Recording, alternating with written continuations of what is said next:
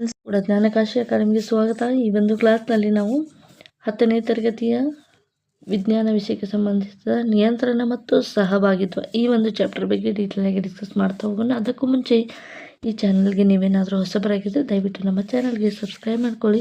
So ನಿಯಂತ್ರಣ ಮತ್ತು ಸಹಭಾಗಿತ್ವದಲ್ಲಿ ಇಲ್ಲಿ ನಮಗೆ GPSC ಎಕ್ಸಾಮಲ್ಲಿ ಡಯಾಗ್ರಾಮ್ 2022ರಲ್ಲಿ ಬ್ರೈನ್ ಡಯಾಗ್ರಾಮನ್ನು ಈ ಒಂದು ಅಧ್ಯಾಯದಿಂದ ಕೇಳಲ್ಪಟ್ಟಿರುವಂಥದ್ದು. ಸೊ ಇಲ್ಲಿ ತುಂಬಾ ಇಂಪಾರ್ಟೆಂಟ್ ಕ್ವಶನ್ಸ್ಗಳು GPSC ಆಗಿರ್ಬೋದು PSC ಎಕ್ಸಾಮ್ನಲ್ಲಿ ಬರ್ತಕ್ಕಂಥದ್ದನ್ನು ನಾವು ಗಮನಿಸಿದ್ದೀವಿ. ಹಾಗಾಗಿ ಇದನ್ನು ನಾವು ಸ್ಟಡಿ ಮಾಡೋದು ತುಂಬಾ ಇಂಪಾರ್ಟೆಂಟು. ಓಕೆ, ನಿಯಂತ್ರಣ ಮತ್ತು ಸಹಭಾಗಿತ್ವ ಅಂದರೆ ನಮ್ಮ ದೇಹದಲ್ಲಿ ಯಾವ ರೀತಿಯಾಗಿ ನಿಯಂತ್ರಣ ಇರುತ್ತೆ, ದೇಹವು ನಮಗೆ ಯಾವ ರೀತಿಯಾಗಿ ಇದು ಸಪೋರ್ಟನ್ನು ಮಾಡ್ತಕ್ಕಂಥದ್ದು. ಸೊ ಯಾವುದೇ ಒಂದು ಜೀವ ಆಗಿರ್ಬೋದು ತನ್ನ ಚಲನೆಯಲ್ಲಿ ಅದು ಯೋಚನೆ ಮಾಡ್ತಕ್ಕಂಥದ್ದು, ಮತ್ತು ಯಾವುದೇ ಒಂದು ತಿನ್ನುವಂಥ ಜೀವಿ ಇನ್ನೊಂದು ತನಗೆ ಇಷ್ಟವಾದಂಥ ಆಹಾರವನ್ನು ನೋಡಿದಾಗ ಅದಕ್ಕೆ ಪ್ರಚೋದನೆ ಕೊಡ್ತಕ್ಕಂಥದ್ದು.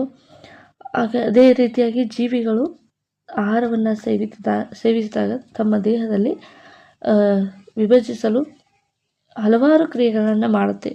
ಸೊ ಹಿಂದಿನ ಒಂದು ಅಧ್ಯಾಯದಲ್ಲಿ ಅದನ್ನು ನಾವು ಲೈಫ್ ಪ್ರೊಸೆಸನ್ನು ನೋಡಿದ್ವಿ. ಆ ಒಂದು ಚಾಪ್ಟ್ರಲ್ಲಿ ಯಾವ ರೀತಿಯಾಗಿ ಜೀರ್ಣಕ್ರಿಯೆ ನಡೆಯುತ್ತೆ, ಯಾವ ರೀತಿಯಾಗಿ ವಿಸರ್ಜನೆ ನಡೆಯುತ್ತೆ, ಸಸ್ಯಗಳಲ್ಲಿ ಪ್ರಾಣಿಗಳಲ್ಲಿ ಯಾವ ರೀತಿಯಾಗಿ ನಡೆಯುತ್ತೆ ಅಂತಕ್ಕಂಥದ್ದನ್ನು ನಾವು ನೋಡಿದ್ವಿ. ಹಾಗಾದರೆ ನಮ್ಮ ದೇಹದಲ್ಲಿ ಈ ಜೀರ್ಣಕ್ರಿಯೆ, ಉಸಿರಾಟ ಕ್ರಿಯೆ, ಯೂರಿನ್ ಫಿಲ್ಟರ್ ಆಗತಕ್ಕಂಥದ್ದು ಇವೆಲ್ಲವೂ ಕೂಡ ಯಾವುದರ ಮೇಲೆ ನಿಯಂತ್ರಣ ಆಗಿದೆ, ಯಾವುದಕ್ಕಾಗಿ ಇದೆಲ್ಲ ಮಾಡಲ್ಪಟ್ಟಿದೆ, ಇದನ್ನೆಲ್ಲವನ್ನು ಕೂಡ ಡಿಸ್ಕಸ್ ಮಾಡೋಣ.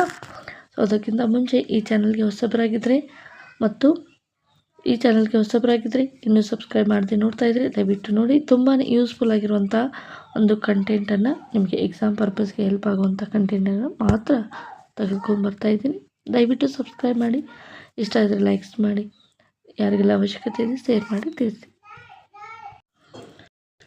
ದೇಹ ಅಂತಕ್ಕಂಥದ್ದು ಒಂದು ಸುಂದರವಾದ ವಾದ್ಯಗೋಷ್ಠಿ, ಅಂದರೆ ಆರ್ಕೆಸ್ಟ್ರಾ ಇದ್ದಂಗೆ. ಹೆಂಗೆ ಆರ್ಕೆಸ್ಟ್ರಾ ಇದ್ದಂಗೆ ಅಂದರೆ ಮೆದುಳು ಮತ್ತು ಹಾರ್ಮೋನ್ಗಳು, ನಮ್ಮ ದೇಹದಲ್ಲಿ ಇರ್ತಕ್ಕಂಥ ಮೆದುಳು ಆಗಿರ್ಬೋದು, ಹಾರ್ಮೋನ್ಗಳು, ಈ ಮೆದುಳು ಮತ್ತು ಹಾರ್ಮೋನ್ಗಳು ಯಾವ ರೀತಿಯಾಗಿ ಹೇಳ್ತವೆ ಅದೇ ರೀತಿಯಾಗಿ ಉಳಿದ ಅಂಗಗಳು ಕೆಲಸವನ್ನು ಮಾಡ್ತವೆ. ಇದಕ್ಕೆ ನಾವು ಆರ್ಕೆಸ್ಟ್ರಾ ಅಂತ ಹೇಳಿ ನಾವು ಈ ನಮ್ಮ ದೇಹಕ್ಕೆ ಕರೆದಿವಿ. ಇದು ಪರಿಸರದಲ್ಲಿನ ಬದಲಾವಣೆಗಳಿಗೆ ಜೀವಿಗಳು ನಿಖರವಾಗಿ ಪ್ರತಿಕ್ರಿಯಿಸುವುದಕ್ಕೆ ನಿಯಂತ್ರಣ ಮತ್ತು ಸಹಭಾಗಿತ್ವ ಅಂತ ಕರಿತೀವಿ. ನಿಯಂತ್ರಣ ಮತ್ತು ಸಹಭಾಗಿತ್ವ ಅಂದರೆ ಡೆಫಿನೇಷನ್ ಏನಪ್ಪ ಅಂದರೆ, ಪರಿಸರದಲ್ಲಿನ ಬದಲಾವಣೆಗಳಿಗೆ ಜೀವಿಗಳು ನಿಖರವಾಗಿ ಪ್ರತಿಕ್ರಿಯಿಸುವಂಥ ಒಂದು ಕ್ರಿಯೆಗೆ ನಾವು ಏನಂತ ಕರಿತೀವಪ್ಪ ಅಂದರೆ ಅದನ್ನು ನಾವು ಸಹಭಾಗಿತ್ವ ಮತ್ತು ನಿಯಂತ್ರಣ ಅಂತ ಕರಿತೀವಿ. ಇದನ್ನು ನೀವು ನೋಟ್ ಮಾಡ್ಕೋಬೋದು. ಸೊ ಪರಿಸರದಲ್ಲಿನ ಬದಲಾವಣೆಗೆ ಜೀವಿಗಳು ನಿಖರವಾಗಿ ಪ್ರತಿಕ್ರಿಯಿಸುವಂಥ ಒಂದು ಕ್ರಿಯೆಗೆ ನಿಯಂತ್ರಣ ಮತ್ತು ಸಹಭಾಗಿತ್ವ ಅಂಥೇಳಿ ಕರಿತೀವಿ. ಸೊ ಉದಾಹರಣೆ ಏನಪ್ಪ ಅಂದರೆ, ಬಿಸಿಯನ್ನು ಮುಟ್ಟಿದಾಗ ನಾವು ಹಾಟ್ ಆಗಿರುವಂಥ ಯಾವುದೇ ಒಂದು ಪಾತ್ರೆಯನ್ನು ಮುಟ್ಟಿದಾಗ ಸಡನ್ನಾಗಿ ಕೈಯನ್ನು ಹಿಂತಗೋತೀವಿ. ಅದೇ ರೀತಿಯಾಗಿ ಸೂರ್ಯನ ಬೆಳಕಿನ ಕಡೆಗೆ ಸಸ್ಯಗಳು ಬಾಗುವಂಥದ್ದು ಕೂಡ ಇದೇನಾಗಿರುತ್ತೆ, ನಿಯಂತ್ರಣ ಮತ್ತು ಸಹಭಾಗಿತ್ವ ಆಗಿರುತ್ತೆ. ಸೊ ಇಲ್ಲಿ ಮುಖ್ಯವಾಗಿ ನಾವು ಕಂಡುಕೊಳ್ಳುವಂಥ ಪದಗಳು ಏನಪ್ಪ ಅಂದರೆ ಪ್ರಚೋದನೆ. ಪ್ರಚೋದನೆ ಅಂದರೆ ಏನು? ಸೊ ಪ್ರಚೋದನೆ ಅಂದರೆ ಏನಪ್ಪ ಅಂದರೆ, ಪ್ರಚೋದನೆ ಅಂದರೆ ಯಾವುದೇ ಒಂದು ಕ್ರಿಯೆಯನ್ನು ಮಾಡಲಿಕ್ಕೆ ನಮಗೆ ಆಂತರಿಕವಾಗಿ ಬಾಹ್ಯವಾಗಿ ಪ್ರಚೋದಿಸುವಂತಹ, ಅಂದರೆ ಎದ್ದು ಮಾಡುವಂತೆ, ಕೆಲಸವನ್ನು ಮಾಡುವಂತೆ ಪ್ರಚೋದನೆ ಮಾಡುವುದಕ್ಕೆ ನಾವು ಪ್ರಚೋದನೆ, ಸ್ಟಿಮ್ಯುಲಸ್. ಈಗ ನಮಗೆ ಬಾಡಿ ಕೆಲಸ ಮಾಡಬೇಕಪ್ಪ ಅಂದರೆ ಒಂದು ಬ್ರೈನ್ ಇನ್ಸ್ಟ್ರಕ್ಷನ್ ಕೊಡಬೇಕು, ಇಲ್ಲಾಂದರೆ ಹಾರ್ಮೋನ್ಸ್ಗಳನ್ನು ಅದು ರಿಲೀಸ್ ಮಾಡಿ ಕೆಲಸ ಮಾಡುವ ರೀತಿಯಲ್ಲಿ ಕೆಲಸವನ್ನು ಮಾಡಬೇಕು. ಇದರಿಂದ ಏನಾಗುತ್ತೆ, ಪ್ರಚೋದನೆ ಮಾಡಿದ ತಕ್ಷಣ ಅಲ್ಲಿ ಪ್ರತಿಕ್ರಿಯೆ ಉಂಟಾಗುತ್ತೆ. ಯಾವುದೇ ಒಂದು ದೇಹದ ಅಂಗಾಂಗಕ್ಕೆ ಹಾರ್ಮೋನ್ ಮತ್ತು ಬ್ರೈನ್ ಇನ್ಸ್ಟ್ರಕ್ಷನ್ ಕೊಟ್ಟ ನಂತರ ಅಲ್ಲಿ ಏನಾಗುತ್ತೆ, ಕ್ರಿಯೆ ಉಂಟಾಗುತ್ತೆ. ಅದಕ್ಕೆ ನಾವು ರೆಸ್ಪಾನ್ಸ್ ಅಂತೇಳಿ ಕರಿತೀವಿ. ರೆಸ್ಪಾನ್ಸ್ ಆದ ತಕ್ಷಣ ಈ ಪ್ರಚೋದನೆ ಮತ್ತು ಪ್ರತಿಕ್ರಿಯೆಗಳ ನಡುವಿನ, ಅಂದರೆ ಯಾವುದೇ ಒಂದು ಚಲನೆ ಪ್ರಚೋದಿಸುತ್ತಿರುವಾಗ ಘಟನೆಯನ್ನು ಆಧರಿಸಿ ಜೀವಿಗಳು ನಿಯಂತ್ರಣಕ್ಕೆ ತರ್ತವೆ, ಸಹಭಾಗಿತ್ವಕ್ಕೆ ತರ್ತವೆ. ವ್ಯವಸ್ಥೆಯನ್ನು ಕಡ್ಡಾಯಗೊಳಿಸಲು ಇದನ್ನು ಬಳಸ್ಕೊಳ್ಬೇಕು. ಹಾಗಾಗಿ ಪ್ರತಿಯೊಂದು ಜೀವಕೋಶಕ್ಕೂ ಪ್ರಚೋದನೆಯಿಂದ ಪ್ರತಿಕ್ರಿಯೆ ಉಂಟಾಗುತ್ತೆಲ್ಲ, ಇದಕ್ಕೆ ನಾವು ಸಹಭಾಗಿತ್ವ ಅಥವಾ ಕೋಆರ್ಡಿನೇಷನ್ ಅಂತ ಹೇಳಿ ಕರಿತೀವಿ. ಸೊ ಒಂದು ವಿಚಾರ ಮಾಡಿ, ನಿಮ್ಮ ಹತ್ರ ಯಾರಾದರೂ ಒಂದು ಚೆಂಡನ್ನು, ನಿಮಗೆ ಅರಿವಿಲ್ಲ, ನಿಮಗೆ ಗೊತ್ತಿಲ್ಲ ನಿಮ್ಮ ಕಡೆ ಚೆಂಡು ಎಸೆತಾ ಇದ್ದಾರೆ ಅಂತ. ಸೊ ಸಡನ್ನಾಗಿ ಚೆಂಡು ಬಂದ ತಕ್ಷಣ ನೀವೇನು ಮಾಡ್ತೀರಾ, ಗಾಬರಿಗೆ ಒಳಗಾಗ್ತೀರಾ. ಈ ರೀತಿಯಾಗಿ ನಡೆಯುವಂಥ ಕ್ರಿಯೆ ಪ್ರಚೋದನೆ, ಪ್ರತಿಕ್ರಿಯೆ, ಇದರ ನಡುವೆ ಉಂಟಾಗುವಂಥ ಒಂದು ಕ್ರಿಯೆ ನಾವು ಸಹಭಾಗಿತ್ವ ಅಂತೇಳಿ ಕರಿತೀವಿ. ಪ್ರಚೋದನೆ ಮತ್ತು ಪ್ರತಿಕ್ರಿಯೆ ದೇಹಕ್ಕೆ ಯಾವ ರೀತಿಯಾಗಿ ಇದು ಭಾಷೆ ರವಾನಿಸಲ್ಪಡುತ್ತೆ, ಯಾವ ರೀತಿಯಾಗಿ ಇನ್ಫಾರ್ಮೇಷನ್ ಹೋಗುತ್ತೆ. ಸೊ ಪ್ರಚೋದನೆ ಮತ್ತು ಪ್ರತಿಕ್ರಿಯೆಗಳ ನಡುವೆ ವಿಭಿನ್ನ ಸಂಬಂಧವನ್ನು ನಾವು ಅರ್ಥ ಮಾಡಿಕೊಳ್ಬೇಕು. ಮೊದಲನೇದಾಗಿ ಇಲ್ಲಿ ಏನಾಗುತ್ತೆ ಅಂದರೆ, ಸೊ ಯಾವ ಒಂದು ಭಾಷೆಯಲ್ಲಿ ಇದು ಅರ್ಥ ಆಗುತ್ತೆ, ಅದರ ನಡುವಿನ ಸಂಬಂಧ ಯಾವ ರೀತಿಯಾಗಿದೆ, ಕೋಆರ್ಡಿನೇಷನ್ ಯಾವ ರೀತಿಯಾಗಿದೆ. ಸಪೋಸ್ ಒಂದು ರುಚಿಯಾದ ಆಹಾರವನ್ನು ನೋಡಿದಾಗ ನಮ್ಮ ಬಾಯಲ್ಲಿ ನೀರು ಬರುತ್ತೆ. ಅಂದರೆ ನಾನು ಆಹಾರ ನೋಡ್ತಾ ಇದ್ದೀನಿ, ನನ್ನ ಬಾಯಲ್ಲಿ ನೀರು ಬರಬೇಕು, ನಾನು ತಿನ್ನಲೇಬೇಕು ಅನ್ನುವಂಥ ಮಾಹಿತಿ ನಮಗೆ ಅನಿಸೋದಿಲ್ಲ. ಆಟೋಮೆಟಿಕ್ಕಾಗಿ ಬಾಯಲ್ಲಿ ಏನು ಬರುತ್ತೆ, ನೀರು ಹೊರೆಯುತ್ತೆ. ಸೊ ಯಾಕೆ ಹೊರೆಯುತ್ತೆ, ಆಹಾರ ಅಂತಕ್ಕಂಥದ್ದು ನಮಗೆ ಕೊಟ್ಟಿರುವಂಥ ಒಂದು ಪ್ರಚೋದನೆ ಆಗಿರುತ್ತೆ. ಓಕೆ, ಇದು ಆಹಾರ ಅಂತಕ್ಕಂಥದ್ದು ನಮಗೆ ಪ್ರಚೋದನೆಯನ್ನು ಕೊಡುತ್ತೆ. ಪ್ರಚೋದನೆಯನ್ನು ಕೊಟ್ಟ ನಂತರ ನಮ್ಮ ಪ್ರಚೋದನೆ ಇದು ಎಲ್ಲಿಂದ ಸಿಗುತ್ತೆ, ಪ್ರಚೋದನೆ ಅಂದರೆ ಏನು, ನಮ್ಮ ಸುತ್ತಮುತ್ತಲಿನ ಪರಿಸರದಲ್ಲಿ ಆಗುವ ಯಾವುದೇ ಒಂದು ಬದಲಾವಣೆಗೆ ನಾವು ಪ್ರಚೋದನೆ ಅಂತ ಕರಿತೀವಿ. ಅದು ಶಬ್ದ ಆಗಿರ್ಬೋದು, ಬೆಳಕು ಆಗಿರ್ಬೋದು, ಆಹಾರ ಆಗಿರ್ಬೋದು, ಯಾವುದೇ ರೀತಿಯಾದ ಪ್ರಚೋದನೆ ಆಗಿರ್ಬೋದು. ಸೊ ಇದಾದ ನಂತರ ಏನಾಗುತ್ತೆ, ನಮ್ಮ ದೇಹಕ್ಕೆ ಪ್ರಚೋದನೆ ಸಿಕ್ತು, ಒಳ್ಳೆ ರುಚಿಯಾದ ಆಹಾರ ಇದೆ, ಅದನ್ನು ತಿನ್ನಬೇಕು, ಅದಕ್ಕೆ ಪ್ರಚೋದನೆ ಸಿಗ್ತಾ ಇದೆ. ಆವಾಗ ಬಾಯಲ್ಲಿ ನೀರು ಬಂತು. ಇದು ಎಲ್ಲಿಂದ ಸಿಕ್ತು, ಪರಿಸರದಿಂದ ಸಿಕ್ತು. ನಮ್ಮ ಪರಿಸರದಲ್ಲಿ, ಸುತ್ತಮುತ್ತಲಿನ ಪರಿಸರದಲ್ಲಿ ಆಗುವ ಬದಲಾವಣೆಗೆ ನಾವು ಪ್ರಚೋದನೆ ಅಂತೇಳಿ ಕರಿತೀವಿ. ಇದು ಮಾಹಿತಿ ಎಲ್ಲಿ ಹೋಗುತ್ತೆ, ಇದು ನಮಗೆ ಇನ್ಫಾರ್ಮೇಷನ್ ಬಂತು, ರುಚಿಯಾದ ಆಹಾರ ಇದೆ, ಬಾಯಲ್ಲಿ ನೀರು ಬಂತು, ಅದನ್ನು ನೀವು ತಿನ್ನಬೇಕು ಅಂತ ಪ್ರಚೋದನೆ ಸಿಕ್ತು. ಅದು ಎಲ್ಲಿ ಸ್ಟೋರ್ ಆಗುತ್ತೆ, ಸಂಸ್ಕರಣೆಗೆ ಒಳಗಾಗುತ್ತೆ, ಪ್ರೊಸೆಸಿಂಗ್ ಆಗುತ್ತೆ. ಹಾಗಂದ್ರೆ ಏನು, ನಿಮ್ಮ ಕಣ್ಣಿನಿಂದ ನೋಡಲ್ಪಟ್ಟ ಆಹಾರ, ನಿಮ್ಮ ಮೂಗಿನಿಂದ ಸವಿಯಲ್ಪಟ್ಟ ಸ್ಮೆಲ್ಲು, ಜೊತೆಗೆ ಅದನ್ನು ರುಚಿ ಯಾವ ರೀತಿಯಾಗಿ ಇರುತ್ತೆ ಅನ್ನೋದನ್ನು ಮೊದಲೇ ಗ್ರಹಿಸಿರುವಂಥ ನಿಮ್ಮ ನಾಲಿಗೆ, ಇವೆಲ್ಲವೂ ಕೂಡಿ ಪ್ರಚೋದನೆ ಸಿಕ್ಕು ಇಲ್ಲಿ ಇನ್ಫಾರ್ಮೇಷನ್ ಎಲ್ಲಿ ಹೋಗುತ್ತೆ, ಬ್ರೈನ್ಗೆ ಹೋಗುತ್ತೆ. ಅದು ಮಾಹಿತಿಯನ್ನು ಗ್ರಹಿಸಿ ನಿರ್ಧಾರವನ್ನು ತೆಗೆದುಕೊಳ್ಳುತ್ತೆ. ತಿನ್ನಬೇಕು, ತಿನ್ನಬಾರ್ದು, ಏನು ಮಾಡಬೇಕು ಎನ್ನುವಂಥದ್ದು ಸಂಸ್ಕರಣೆ, ಪ್ರೊಸೆಸಿಂಗ್ ಎಲ್ಲಿ ನಡೆಯುತ್ತೆ, ನಿಮ್ಮ ಬ್ರೈನ್ನಲ್ಲಿ ನಡೆಯುತ್ತೆ. ಈಗ ಪ್ರತಿಕ್ರಿಯೆ ಅಂದರೆ ಏನು, ಪ್ರಚೋದನೆ ಆಯಿತು, ಸಂಸ್ಕರಣೆ ಆಯಿತು. ಪ್ರತಿಕ್ರಿಯೆ ಅಂದರೆ ಪ್ರಚೋದನೆಗೆ ತಕ್ಕಂತೆ ಜೀವಿಗಳು ತೋರುವ ಚಲನೆ ಅಥವಾ ಕಾರ್ಯಕ್ಕೆ ನಾವು ಪ್ರತಿಕ್ರಿಯೆ ಅಂತ ಕರಿತೀವಿ. ದೇಹವು ಪ್ರತಿಕ್ರಿಯೆಗೆ ವಿದ್ಯುತ್, ನರ ಅಥವಾ ರಾಸಾಯನಿಕ ಹಾರ್ಮೋನ್ಗಳ ಭಾಷೆಯಲ್ಲಿ ಇದು ರವಾನೆ ಆಗುತ್ತೆ. ಯಾವ ರೀತಿಯಾಗಿ ಇನ್ಫಾರ್ಮೇಷನ್ ಹೋಗುತ್ತೆ, ನಮ್ಮ ದೇಹದಲ್ಲಿ ನಡೆಯುವಂಥ ನರಗಳು, ರಾಸಾಯನಿಕಗಳು ಅಂದರೆ ನರಗಳಿಂದ ಮೂಲಕ ಹೋಗುವಂಥ ಸಂದೇಶಕ್ಕೆ ವಿದ್ಯುತ್ ಸಂಕೇತ ಅಂತ ಕರಿತೀವಿ. ಅಲ್ಲಿ ಹಾರ್ಮೋನ್ಗಳ ಮೂಲಕ ನಮಗೆ ಮಾಹಿತಿ ಹೋದರೆ ಅದು ಯಾವುದಂತ ಕರಿತೀವಿ, ರಾಸಾಯನಿಕ ಪ್ರಚೋದನೆ ಅಂತ ಕರಿತೀವಿ. ಈ ಎರಡು ಭಾಷೆಯಲ್ಲಿ ನಮ್ಮ ದೇಹಕ್ಕೆ ಏನಾಗುತ್ತೆ, ಪ್ರಚೋದನೆ ಹೋಗುತ್ತೆ. ಉದಾಹರಣೆಗೆ ಕಣ್ಣಿಗೆ ಪ್ರಖರವಾದ ಬೆಳಕು ಬಿದ್ದಾಗ ಕಣ್ಣು ಮುಚ್ಚಿಕೊಳ್ಳುತ್ತದೆ. ಸೊ ನೀವು ವಿಚಾರ ಮಾಡಿರಿ, ನೇರವಾಗಿ ನಿಮ್ಮ ಕಣ್ಣಿನ ಮೇಲೆ ಅತಿಯಾದ ಬೆಳಕು ಬಿತ್ತು, ಅವಾಗ ಏನಾಗುತ್ತೆ, ನೀವು ಹೋಗಿ ಬ್ರೈನ್ಗೆ ಇನ್ಸ್ಟ್ರಕ್ಷನ್ ಕೊಟ್ಟು, ನನಗೆ ಏನಾಗ್ತಿದೆ, ಬೆಳಕು ಜಾಸ್ತಿ ಬರ್ತಾ ಇದೆ, ಕಣ್ಣು ಮುಚ್ಚಬೇಕು ನಾನು ಅಂತ ಈ ರೀತಿಯಾಗಿ ಇನ್ಸ್ಟ್ರಕ್ಷನ್ ನೀವು ಕೊಡೋದಿಲ್ಲ. ಆಟೋಮೆಟಿಕ್ಕಾಗಿ ಕಣ್ಣು ಕ್ಲೋಸ್ ಆಗಿಬಿಡುತ್ತೆ. ಸೊ ಇಲ್ಲಿ ಗ್ರಾಹಕಗಳು, ಪ್ರಚೋದನೆ, ಪ್ರತಿಕ್ರಿಯೆ ಎನ್ನುವಂಥ ಮುಖ್ಯವಾದ ಪದಗಳು ನಮ್ಮ ಒಂದು ನಿಯಂತ್ರಣ ಮತ್ತು ಸಹಭಾಗಿತ್ವದಲ್ಲಿ ಉಪಯೋಗವಾಗುವಂಥದ್ದು. ಇಷ್ಟು ಪ್ರಚೋದನೆ, ಪ್ರತಿಕ್ರಿಯೆ, ಸಂಸ್ಕರಣೆಗೆ ಸಂಬಂಧಿಸಿದ ಮುಖ್ಯ 3 ಪದಗಳ ವಿಶ್ಲೇಷಣೆ. ಇದು ನಮ್ಮ ದೇಹದಲ್ಲಿ ಯಾವ ರೀತಿಯಾಗಿ ನಡೆಯುತ್ತೆ ಅಂತಕ್ಕಂಥದ್ದು. ಸೊ ಇದು ಏನಿದೆ ಅಂದರೆ, ನಮ್ಮ ಟೆಕ್ಸ್ಟ್ ಬುಕ್ಕಲ್ಲಿ ಇರುವಂತಹ 10ನೇ ತರಗತಿಯ ವಿಜ್ಞಾನ ನಿಯಂತ್ರಣ ಮತ್ತು ಸಹಭಾಗಿತ್ವ ಚಾಪ್ಟ್ರಲ್ಲಿ ಬರುವಂಥ ಮಾಹಿತಿನೇ ಆಗಿರುತ್ತೆ. ಎಕ್ಸಾಮ್ ಪರ್ಪಸ್ಗೆ ಎಷ್ಟು ಬೇಕೋ ಅಷ್ಟು ಮಾಹಿತಿಯನ್ನು ಕೊಡುವಂಥ ಪ್ರಯತ್ನ ಇದಾಗುತ್ತೆ.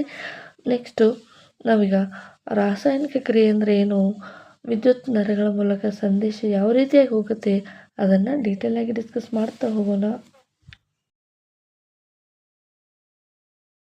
ಸೊ ನೆಕ್ಸ್ಟ್ ಬರುವ ಏನಪ್ಪ ಅಂದರೆ ದೇಹದ ವಿದ್ಯುತ್ ತಂತಿ, ನರಮಂಡಲ ಮತ್ತು ನರಕೋಶ. ಇದಕ್ಕೆ ಸಂಬಂಧಿಸಿದಾಗಿ ನಾವು ಡೀಟೇಲ್ ಆಗಿ ಡಿಸ್ಕಸ್ ಮಾಡ್ತಾ ಹೋಗೋಣ. ಸೊ ನಿಮಗೆ ಕೀ ಪಾಯಿಂಟ್ ಜೊತೆಗೆ ಇಲ್ಲಿ ಯಾವ ರೀತಿಯಾಗಿ ಥಿಯರಿ ಕ್ವಶನ್ಸ್ ಡಿಸ್ಕ್ರಿಪ್ಟಿವ್ ಕೇಳಿದ್ರೆ ಬರೀಬೋದು, ಡಿಸ್ಕ್ರಿಪ್ಟಿವಲ್ಲಿ ಇದು ಡಯಾಗ್ರಾಮನ್ನು ಕೇಳ್ಬೋದು. ಸೊ 3 ಅಂಕದ 4 ಅಂಕದ ಡಯಾಗ್ರಾಮನ್ನು ಕೇಳ್ಬೋದು. ಜೊತೆಗೆ ಮಲ್ಟಿಪಲ್ ಆಗಿರ್ಬೋದು, ಯಾವುದೇ ರೀತಿಯಾದ ಕ್ವಶನ್ಸ್ಗಳು ಬಂದರೂ ನೀವು ಅಟೆಂಡ್ ಮಾಡ್ಬೋದು. ಸೊ ನೆನಪುಳಿಯುವಂಥ ಒಂದು ಟ್ರಿಕ್ಸ್ ಜೊತೆಗೆ ನಾನೀಗ ಏನು ಈ ಒಂದು PPTಯನ್ನು ಪ್ರೆಸೆಂಟೇಷನ್ ಕೊಡ್ತಾ ಇರುವಂಥದ್ದು. ಸೊ ಈಗ ದೇಹ ಒಂದು ವಿದ್ಯುತ್ ತಂತಿ, ದೇಹದಲ್ಲಿ ಇರುವಂಥ ವಿದ್ಯುತ್ ತಂತಿ ಅದು ಯಾವುದಾಗಿರುತ್ತೆ ಅಂದರೆ ನರಮಂಡಲ ಮತ್ತು ನರಕೋಶ ಆಗಿರುತ್ತೆ. ಸೊ ಯಾವುದಾದ್ರೂ ಒಂದು ಬಿಸಿ ವಸ್ತುವನ್ನು ನಾವು ಸ್ಪರ್ಶಿಸಿದಾಗ ಅಲ್ಲಿ ಏನಾಗುತ್ತೆ ಅಂದರೆ ಸೊ ಈ ಒಂದು ನರಕೋಶದಲ್ಲಿ ನರಕೋಶದ ರಚನೆ ಅದು ಕಾರ್ಯನಿರ್ವಹಿಸೋ ರೀತಿಯನ್ನು ತಿಳಿಸುವಂಥದ್ದು ಒಂದು ಪ್ರಕ್ರಿಯೆ ಆಗಿದೆ. ಸೊ ಇದರಲ್ಲಿ ಈ ಒಂದು ಡಯಾಗ್ರಾಮ್ ಇದೆ. ಈ ಡಯಾಗ್ರಾಮನ್ನು ನಾವು ಈ ರೀತಿಯಾಗಿ ನೀಟಾಗಿ ನೋಡಿಕೊಂಡು ಲೇಬಲ್ ಮಾಡಬೇಕು. ಓಕೆ, ಇಲ್ಲಿ ಈ ರೀತಿಯಾಗಿ ಕೋಶಕಾಯ ಅಥವಾ ಆಕ್ಸಾನ್ ಅಂತ ಹೇಳಿ ಕರಿತೀವಿ. ಇದಕ್ಕೆ ಕೋಶಕಾಯ ಅಂತ ಹೇಳಿ ಕರಿತೀವಿ. ಇದು ಕೋಶಕಾಯ. ಇಲ್ಲಿ ಮಧ್ಯದಲ್ಲಿ ನಾವು ಈ ಒಂದು ನ್ಯೂಕ್ಲಿಯಸ್ ಟೈಪಲ್ಲಿ ಏನು ಕಾಣುತ್ತೆ ಇದು ಕೋಶಕಾಯ ಅಂತ ಕರಿತೀವಿ. ಇಲ್ಲಿ ಟ್ರೀ ರೀತಿ ಬ್ರಾಂಚಸ್ಗಳು ಕಾಣ್ತಾವಲ್ಲ ಇವಕ್ಕೆಲ್ಲ ನಾವು ಟೆಂಡ್ರೈಡ್ಸ್ ಅಂತ ಕರಿತೀವಿ. ಟೆಂಡ್ರಾಯ್ಡ್ಸ್ ಕೆಲಸ ಏನಪ್ಪ ಅಂದರೆ ಮಾಹಿತಿಯನ್ನು ಸ್ವೀಕರಿಸುವಂಥ ಭಾಗ. ಈಗ ನಾವು ಯಾವುದಾದ್ರೂ ಒಂದು ಬಿಸಿ ಪಾತ್ರೆಯನ್ನು ಮುಟ್ಟಿದಾಗ ನಮಗೆ ಈ ಪಾತ್ರೆ ಬಿಸಿ ಇದೆ ಅಂತ ಹೇಳಿ ನಮಗೆ ಫೀಲ್ ಆಗುತ್ತೆ. ಆ ಮಾಹಿತಿಯನ್ನು ಸ್ವೀಕಾರ ಮಾಡುವಂಥ ಭಾಗ ಯಾವುದಾಗಿರುತ್ತೆ, ಟೆಂಡ್ರಾಯ್ಡ್ ಆಗಿರುತ್ತೆ. ಇದು ಮಾಹಿತಿಯನ್ನು ಒಂದು ರಾಸಾಯನಿಕ ಕ್ರಿಯೆಯಾಗಿ ಉಂಟು ಮಾಡುತ್ತೆ. ನ್ಯೂರಾನ್ ಒಂದು ಟೆಂಡ್ರಾಯ್ಡ್. ಇದು ತುದಿಯಲ್ಲಿ ಸಂಗ್ರಹಿತವಾದ ಮಾಹಿತಿಯನ್ನು ರಾಸಾಯನಿಕ ಕ್ರಿಯೆಗೆ ಇದು ಒಳಪಡಿಸುತ್ತೆ. ರಾಸಾಯನಿಕ ಕ್ರಿಯೆಯಿಂದ ಒಳಪಡಿಸಿದಾಗ ಇದು ಕೋಶಕಾಯಕ್ಕೆ ಬರುತ್ತೆ. ನಂತರ ಕೋಶಕಾಯಕ್ಕೆ ಬರುತ್ತೆ. ಇದು ವಿದ್ಯುತ್ ಆವೇಗವನ್ನು ಸೃಷ್ಟಿ ಮಾಡುತ್ತೆ. ನಂತರ ಆ ಆವೇಗ ಏನು ಮಾಡುತ್ತೆ ಅಂದರೆ ಟೆಂಡ್ರೈಡ್ಸ್ಗಳಿಂದ ಕೋಶಕಾಯಕ್ಕೆ, ನಂತರ ಆಕ್ಸಾನ್ ಉದ್ದಕ್ಕೂ ನರ ತುದಿಯವರೆಗೆ ಚಲಿಸುತ್ತೆ. ನರ ತುದಿಯವರೆಗೆ ಚಲಿಸಿ ಅಲ್ಲಿ ವಿದ್ಯುತ್ ಆಯೋಗವು ರಾಸಾಯನಿಕ ಬಿಡುಗಡೆಯಾಗಿ ಬರುತ್ತೆ. ನೋಡಿ ಇದು ಯಾವ ರೀತಿಯಾಗಿ ಇದು ನರಕೋಶ ಕೆಲಸ ಮಾಡುತ್ತೆ ಅಂತ ನೋಡ್ತಾ ಹೋಗೋಣ. ಟೆಂಡ್ರಾಯ್ಡ್ ಅಂತ ಏನಿದೆ ಇದು ಮಾಹಿತಿಯನ್ನು ಸ್ವೀಕಾರ ಮಾಡುತ್ತೆ. ಇಲ್ಲಿ ಯಾವ ಕ್ರಿಯೆ ನಡೆಯುತ್ತೆ, ರಾಸಾಯನಿಕ ಕ್ರಿಯೆ ನಡೆಯುತ್ತೆ. ನೆನ್ಪಿಟ್ಕೋಬೇಕು, ಈ ಒಂದು ನರಕೋಶದಲ್ಲಿ ರಾಸಾಯನಿಕ ಕ್ರಿಯೆ ಎಲ್ಲಿ ನಡೆಯುತ್ತೆ ಅಂದರೆ ಅದು ಟೆಂಡ್ರಾಯ್ಡ್ ಪ್ಲೇಸ್ನಲ್ಲಿ ಏನು ನಡೆಯುತ್ತೆ, ರಾಸಾಯನಿಕ ಕ್ರಿಯೆ ನಡೆಯುತ್ತೆ. ಮತ್ತು ಕೋಶಕಾಯದಲ್ಲಿ ಏನಾಗುತ್ತೆ ಅಂದರೆ ಇದು ವಿದ್ಯುತ್ ಆವೇಗವನ್ನು ಸೃಷ್ಟಿಸುತ್ತೆ. ವಿದ್ಯುತ್ ಆವೇಗ ಸೃಷ್ಟಿ ಮಾಡುವಂಥ ಕೆಲಸ ಯಾವುದಾಗಿರುತ್ತೆ, ಅದು ಕೋಶಕಾಯದಾಗಿರುತ್ತೆ. ಅಲ್ಲಿಂದ ಮಾಹಿತಿಯಲ್ಲಿ ಬರುತ್ತೆ, ಆಕ್ಸಾನ್ಗೆ ಬರುತ್ತೆ. ಅಲ್ಲಿಂದ ಅಗೇನ್ ಇದು ನರ ತುದಿಗೆ ಬರುತ್ತೆ. ನರ ತುದಿಯಲ್ಲೂ ಕೂಡ ಅಗೇನ್ ಏನಾಗುತ್ತೆ, ಮಾಹಿತಿಯನ್ನು ರವಾನಿಸುವಂಥ ಕೆಲಸ ನಡೆಯುತ್ತೆ. ಈ ನರ ತುದಿ ಅಂತಕ್ಕಂಥದ್ದು ಇನ್ನೊಂದು ಟೆಂಡ್ರಾಯ್ಡ್ ಜೊತೆಗೆ ಅಟ್ಯಾಚ್ ಆಗಿರುತ್ತೆ ಮುಂಭಾಗಕ್ಕೆ. ಆ ಒಂದು ಟೆಂಡ್ರಾಯ್ಡ್ಗೆ ರಾಸಾಯನಿಕ ಕ್ರಿಯೆಗೆ ಈ ಒಂದು ಮಾಹಿತಿಯನ್ನು ರವಾನಿಸುವಂಥ ಕೆಲಸವನ್ನು ಮಾಡುತ್ತೆ. ನರಕೋಶವು ನರಮಂಡಲದ ರಚನಾತ್ಮಕ ಕಾರ್ಯಾತ್ಮಕ ಘಟಕ.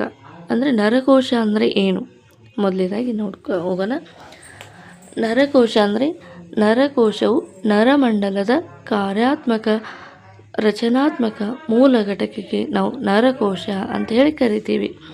ಮಾಹಿತಿಯನ್ನು ವಿದ್ಯುತ್ ಆವೇಗಗಳಾಗಿ ಎಲೆಕ್ಟ್ರಿಕಲ್ ಇಂಪಲ್ಸ್ ಆಗಿ ಸಾಗಿಸುತ್ತದೆ. ಯಾವುದು, ನರಕೋಶ ಈ ಕೆಲಸವನ್ನು ಮಾಡುತ್ತೆ. ಉದಾಹರಣೆಗೆ ಟೆಲಿಫೋನ್ ವೈರ್ಗಳು ಯಾವ ರೀತಿಯಾಗಿ ಸಂದೇಶವನ್ನು ಕಳಿಸ್ತವೆ ಅದೇ ರೀತಿಯಾಗಿ ಈ ನರಕೋಶಗಳು ಕೂಡ ಇದು ಏನು ಮಾಡುತ್ತೆ, ಮಾಹಿತಿಯನ್ನು ರವಾನಿಸುತ್ತೆ. ಇಲ್ಲಿ ಮುಖ್ಯವಾಗಿ ನೆನಪಿಟ್ಕೋಬೇಕಾಗಿರುವಂಥ ಪದಗಳು ನರಕೋಶ, ಟೆಂಡ್ರಾಯ್ಡ್, ಆಕ್ಸಾನ್, ವಿದ್ಯುತ್ ಆವೇಗ. ಟೆಂಡ್ರಾಯ್ಡಲ್ಲಿ ರಾಸಾಯನಿಕ ಕ್ರಿಯೆ ಏನು ಬರುತ್ತೆ, ರಾಸಾಯನಿಕ ಕ್ರಿಯೆ ಇಲ್ಲಿ ಉತ್ಪತ್ತಿಯಾಗುತ್ತೆ. ರಾಸಾಯನಿಕ ಕ್ರಿಯೆ ಕೋಶಕಾಯಕ್ಕೆ ಕಳುಹಿಸಲ್ಪಡುತ್ತೆ. ಅಲ್ಲಿ ವಿದ್ಯುತ್ ಆವೇಗವಾಗಿ ಏನಾಗುತ್ತೆ, ಟ್ರಾನ್ಸ್ಲೇಟ್ ಆಗುತ್ತೆ. ಅಲ್ಲಿಂದ ಈ ಆವೇಗವು ನರ ತುದಿಯವರೆಗೆ ಬಂದು ಅಲ್ಲಿ ಕೂಡ ರಾಸಾಯನಿಕ ಕ್ರಿಯೆ ಉಂಟಾಗುತ್ತೆ. ಈಗ ನಿಮಗೆ ಅತ್ಯಂತ ಗ್ರಾಹಕಗಳು ಯಾವಪ್ಪ ಅಂದರೆ ಒಳಕಿವಿ, ಮೂಗು, ನಾಲಿಗೆ. ಇವುಗಳಿಗೆ ನಾವು ಜ್ಞಾನೇಂದ್ರಿಯಗಳು ಅಂತ ಕರಿತೀವಿ. ರುಚಿ ಗ್ರಾಹಕಗಳು ರುಚಿಯನ್ನು ಪತ್ತೆ ಮಾಡ್ತೇವೆ. ವಾಸನೆ ಗ್ರಾಹಕಗಳು ವಾಸನೆಯನ್ನು ಪತ್ತೆ ಮಾಡ್ತೇವೆ. ಅದೇ ರೀತಿಯಾಗಿ ನಾವು ಮುಟ್ಟಿರುವಂಥ ನಾವು ಏನು ಫೀಲ್ ಮಾಡಿರ್ತೀವಿ ಅವೆಲ್ಲವನ್ನು ಕೂಡ ಈ ಒಂದು ಸಾಗಿಸುವಂಥ ಕ್ರಿಯೆ ಯಾವ್ದು ಮಾಡುತ್ತೆ ಅಂದರೆ ನರಕೋಶ. ಯಾವುದೇ ವಾಸನೆ ಬಂದಿರಲಿ, ಯಾವುದೇ ರುಚಿ ಬಂದಿರಲಿ, ಈ ನಾಲಿಗೆಯಲ್ಲಿ ಕೂಡ ನರಕೋಶಗಳಿರ್ತವೆ, ರಸಗ್ರಂಥಿಗಳಿರ್ತವೆ. ಅವೆಲ್ಲದರ ಮೂಲಕ ಏನಾಗುತ್ತೆ, ಮಾಹಿತಿ ಹೋಗುವಂಥದ್ದು. ನೋಡಿ ಮುಂದೆ ನೋಡ್ತಾ ಹೋಗೋಣ. ಇಲ್ಲಿ ರಾಸಾಯನಿಕ ಕ್ರಿಯೆ ಆಯಿತು, ನರ ತುದಿಗೆ ಬಂದು ಅದು ಮುಂದೆ ಹೋಗಿ ಎಲ್ಲಿ ಕನೆಕ್ಟ್ ಆಗುತ್ತೆ, ಯಾವ ರೀತಿ ಕನೆಕ್ಟ್ ಆಗುತ್ತೆ ಅದನ್ನು ನೋಡ್ತಾ ಹೋಗೋಣ. ಇಲ್ಲಿ ಒಂದು ಪಾಯಿಂಟನ್ನು ನೆನ್ಪಿಟ್ಕೊಳ್ಳಿ. ಇದು ಸಂದೇಶವು ಟೆಂಡ್ರಾಯ್ಡ್ನಿಂದ ನರ ತುದಿಯ ಕಡೆಗೆ ಏಕೆ ಚಲಿಸುತ್ತದೆ, ಹಿಂದಕ್ಕೆ ಬರುವುದಿಲ್ಲ ಏಕೆ ಅಂತಕ್ಕಂಥದ್ದು. ಸೊ ಏಕೆ ಬರುವುದಿಲ್ಲಪ್ಪ ಅಂದರೆ ಇದನ್ನು ನಾವು ವಿಚಾರ ಮಾಡಿ. ಸೊ ಇಲ್ಲಿ ನೀವು ನೆನ್ಪಿಟ್ಕೋಬೇಕಾಗಿರೋದು ಏನಪ್ಪ ಅಂದರೆ, ಸಂದೇಶವು ಟೆಂಡ್ರಾಯ್ಡ್ಗಳಿಂದ ನರ ತುದಿಯವರೆಗೆ ಚಲಿಸುತ್ತದೆ. ಯಾಕಪ್ಪ ಅಂದರೆ ಈ ಟೆಂಡ್ರಾಯ್ಡ್ಸ್ಗಳು ದೇಹದ ಎಲ್ಲ ಹೊರಭಾಗಕ್ಕೆ ಇವು ಚಾಚಿಕೊಂಡಿರ್ತವೆ. ಸೊ ಟೆಂಡ್ರಾಯ್ಡ್ಗಳು ಏನಾಗಿರ್ತಾವೆ ಅಂದರೆ ಮಾಹಿತಿಯನ್ನು ಸ್ವೀಕಾರ ಮಾಡ್ತವೆ ಹೊರತು ಇಲ್ಲಿ ನರ ತುದಿಗಳು ಏನಾಗ್ತವೆ, ಮಾಹಿತಿಯನ್ನು ಸ್ವೀಕಾರ ಮಾಡೋದಿಲ್ಲ. ಹಾಗಾಗಿ ಸಂದೇಶವು ಟೆಂಡ್ರಾಯ್ಡ್ನಿಂದ ಏನಾಗುತ್ತೆ, ಇದು ನರ ತುದಿಯವರೆಗೆ ಚಲಿಸುತ್ತೆ. ನೋಡಿ ಇಲ್ಲಿ ರಾಸಾಯನಿಕ ಕ್ರಿಯೆ ಆಯಿತು, ಎಲ್ಲಿ ರಾಸಾಯನಿಕ ಕ್ರಿಯೆ ಆಯಿತು, ಇದು ನರ ತುದಿಯಲ್ಲಿ ಆಯಿತು. ಟೆಂಡ್ರಾಯ್ಡ್ಗಳಲ್ಲಿ ಎರಡೂ ಕಡೆಗೂ ರಾಸಾಯನಿಕ ಕ್ರಿಯೆ ಆಗುತ್ತೆ. ಆ ರಾಸಾಯನಿಕ ಕ್ರಿಯೆ ಏನಾಗುತ್ತೆ ಅಂದರೆ ಈ ರೀತಿಯಾಗಿ ಇನ್ನೊಂದು ನರಕ್ಕೆ ಇಲ್ಲಿ ಅಟ್ಯಾಚ್ಮೆಂಟ್ ಆಗಿರುತ್ತೆ. ಸೊ ಇಲ್ಲಿ ಡಯಾಗ್ರಾಮನ್ನು ಗಮನಿಸ್ತಾ ಇದ್ದೀರಾ. ಇದು ಆಕ್ಸಾನ್ನ ತುದಿಯಲ್ಲಿರುವ ವಿದ್ಯುತ್ ಆವೇಗ, ಇದು ಆಕ್ಸಾನ್ನ ತುದಿಯಲ್ಲಿರುವಂಥ ವಿದ್ಯುತ್ ಆವೇಗ. ಇದು ವಿದ್ಯುತ್ ಆವೇಗ ರಾಸಾಯನಿಕ ಕ್ರಿಯೆಗಳನ್ನು ನ್ಯೂರೋ ಟ್ರಾನ್ಸ್ಮಿಟ್ ಆಗಿ ಬಿಡುಗಡೆ ಮಾಡುತ್ತೆ. ನ್ಯೂರೋ ಟ್ರಾನ್ಸ್ಮಿಟ್ ಆಗಿ ಇಲ್ಲಿ ವಿದ್ಯುತ್ ಮಾಹಿತಿ ಬರುತ್ತೆ, ಇದನ್ನು ನ್ಯೂರೋ ಟ್ರಾನ್ಸ್ಮಿಟ್ ಆಗಿ ಬಿಡುಗಡೆ ಮಾಡುತ್ತೆ. ಇಲ್ಲಿಂದ ಏನಾಗುತ್ತೆ ಅಂದರೆ ರಾಸಾಯನಿಕ ಕ್ರಿಯೆಗಳು ಅಂತರವನ್ನು ದಾಟಿ ಮುಂದಿನ ಕೋಶಕ್ಕೆ ಮತ್ತೆ ವಿದ್ಯುತ್ ಆವೇಶವನ್ನು ಸೃಷ್ಟಿ ಮಾಡಲಿಕ್ಕೆ ಹೋಗ್ತವೆ. ನೋಡಿ ಇಲ್ಲಿ ಏನು ರಾಸಾಯನಿಕ ವಿದ್ಯುತ್ ಆವೇಗ ಇತ್ತು, ಇವು ರಾಸಾಯನಿಕ ಕ್ರಿಯೆ ಮೂಲಕ ಇಲ್ಲಿ ಬಿಡುಗಡೆ ಮಾಡ್ತವೆ. ಇವೇನು ಮಾಡ್ತಾವಪ್ಪ ಅಂದರೆ ಮಾಹಿತಿಯನ್ನು ತೆಗೆದುಕೊಂಡು ಇನ್ನೊಂದು ನರಕ್ಕೆ ಮಾಹಿತಿಯನ್ನು ಕಳಿಸ್ಲಿಕ್ಕೆ, ವಿದ್ಯುತ್ ಆವೇಗವನ್ನು ಸೃಷ್ಟಿ ಮಾಡಲಿಕ್ಕೆ ಇಲ್ಲಿಯೂ ಕೂಡ ಇವು ಅಗೇನ್ ರಾಸಾಯನಿಕ ಕ್ರಿಯೆಯಾಗಿ ಹೋಗುತ್ತೆ. ಈಗ ನರಕೋಶಗಳ ನಡುವಿನ ಗ್ಯಾಪ್ ಇಲ್ಲದಿದ್ದರೆ ಏನಾಗ್ತಿತ್ತು ಅಂದರೆ, ಈಗ ಒಂದು ನರಕೋಶ ಇದೆ ಅಂತ ತಿಳ್ಕೊಳ್ಳಿ, ಇದು ಒಂದು ನರಕೋಶ, ಇನ್ನೊಂದು ನರಕೋಶಕ್ಕೆ ಒಂದು ಸ್ವಲ್ಪ ಗ್ಯಾಪ್ ಇರುತ್ತೆ. ಆ ಸ್ವಲ್ಪ ಗ್ಯಾಪ್ ಏನಿದೆ ಆ ಗ್ಯಾಪ್ಗೆ ನಾವು ಸಿನ್ಯಾಪ್ಸ್ ಅಂತೇಳಿ ಕರಿತೀವಿ. ಸಿನ್ಯಾಪ್ಸ್ ಅಂದರೆ ಎರಡು ನರಕೋಶಗಳ ನಡುವಿನ ಸೂಕ್ಷ್ಮ ಅಂತರಕ್ಕೆ ನಾವು ಸಿನ್ಯಾಪ್ಸ್ ಅಂತ ಕರಿತೀವಿ. ಮೈಕ್ರೋ ಡಿಸ್ಟೆನ್ಸ್ ಇರುತ್ತೆ, ಅತ್ಯಂತ ಸೂಕ್ಷ್ಮವಾದ ಅಂತರ ಇರುತ್ತೆ, ಅದಕ್ಕೆ ನಾವು ಸಿನ್ಯಾಪ್ಸ್ ಅಂತೇಳಿ ಕರಿತೀವಿ. ವಿದ್ಯುತ್ ಆವೇಗವು ನೇರವಾದ ಅಂತರವನ್ನು ದಾಟಲು ಸಾಧ್ಯವಿಲ್ಲ. ಅಂದರೆ ವಿದ್ಯುತ್ ಆವೇಗ ಏನಿದೆ ಇದು ಇನ್ನೊಂದು ನರಕ್ಕೆ ವಿದ್ಯುತ್ ಆಗಿಯೇ, ಅಂದರೆ ವಿದ್ಯುತ್ ಮೂಲಕ ವಿದ್ಯುತ್ ಆಗಿ ಇದು ಕನೆಕ್ಟ್ ಆಗಕ್ಕೆ ಸಾಧ್ಯ ಇಲ್ಲ. ಅಂದರೆ ನಮ್ಮ ದೇಹವು ರಾಸಾಯನಿಕ ಕ್ರಿಯೆಯಿಂದ ಇದು ಮಾಡಲ್ಪಟ್ಟಿರುತ್ತೆ. ನರಗಳಲ್ಲಿ ಮಾತ್ರ ವಿದ್ಯುತ್ ಆವೇಗ ಇರ್ತಕ್ಕಂಥದ್ದು. ಈ ನರದಲ್ಲಿರುವಂಥ ವಿದ್ಯುತ್ ಆವೇಗವು ಇನ್ನೊಂದು ನರಕ್ಕೆ ವಿದ್ಯುತ್ ಆವೇಗವಾಗಿ ಕನೆಕ್ಟ್ ಆಗಲಿಕ್ಕೆ ಸಾಧ್ಯ ಇಲ್ಲ. ಆದ್ದರಿಂದ ನರವೇಗವು ರಾಸಾಯನಿಕ ಕ್ರಿಯೆಯಿಂದ ಅದು ಟೆಂಡ್ರಾಯ್ಡ್ಗೆ ರೀಚ್ ಆಗಿ ಅಲ್ಲಿಂದ ಮತ್ತೆ ವಿದ್ಯುತ್ ಆವೇಗ ಆಗಿ ನಂತರ ಇದು ನರತುದಿಗೆ ತಲುಪಿ ಅಲ್ಲಿ ಅದು ರಾಸಾಯನಿಕ ಕ್ರಿಯೆಯಾಗಿ ಬದಲಾವಣೆಯಾಗಿ ಈ ರೀತಿಯಾಗಿ ಮಾಹಿತಿ ರವಾನೆ ಆಗುವಂಥದ್ದು. ಉದಾಹರಣೆಗೆ ನದಿಯು ಒಂದು ದಡದಿಂದ ಮತ್ತೊಂದು ದಡಕ್ಕೆ ದೋಣಿ ಮೂಲಕ ಪ್ರಯಾಣಿಕರನ್ನು ಸಾಗಿಸುವಂಥದ್ದು. ಸೊ ಯಾವ ಮೂಲಕ ಸಾಗಿಸ್ತಾರೆ, ದೋಣಿ ಮೂಲಕ ಸಾಗಿಸ್ತಾರೆ. ಅದೇ ರೀತಿಯಾಗಿ ಈ ರಾಸಾಯನಿಕ ಅನ್ನುವಂಥ ಕ್ರಿಯೆ ಏನಿದೆ ಇದು ಕೂಡ ಒಂದು ದೋಣಿ ಇದ್ದ ಹಾಗೆ, ಹಾಗಾಗಿ ಇಲ್ಲಿ ದೋಣಿ ಅಂತ ಹೇಳಿ ಇಲ್ಲಿ ಮಾರ್ಕನ್ನು ಮಾಡಿದ್ದಾರೆ. ಈ ರಾಸಾಯನಿಕ ಕ್ರಿಯೆಗಳು ದೋಣಿಯ ತಂದಾಗ ದೋಣಿಗಳ ಮೂಲಕ ಒಂದು ದಡದಿಂದ ಇನ್ನೊಂದು ದಡಕ್ಕೆ ಮಾಹಿತಿಯನ್ನು ಒಯ್ಯತಕ್ಕಂಥದ್ದು. ಸೊ ಇಲ್ಲಿ ಮುಖ್ಯವಾಗಿ ನೆನ್ಪಿಟ್ಕೋಬೇಕಾಗಿರುವಂಥ ಪದಗಳೇನಪ್ಪ ಅಂದರೆ ಸಿನ್ಯಾಪ್ಸ್ ಅಂದರೆ ಏನು, ಎರಡು ನರಕೋಶಗಳ ನಡುವಿನ ಅಂತರಕ್ಕೆ ನಾವು ಸಿನ್ಯಾಪ್ಸ್ ಅಂತ ಹೇಳಿ ಕರಿತೀವಿ. ಓಕೆ, ಈಗ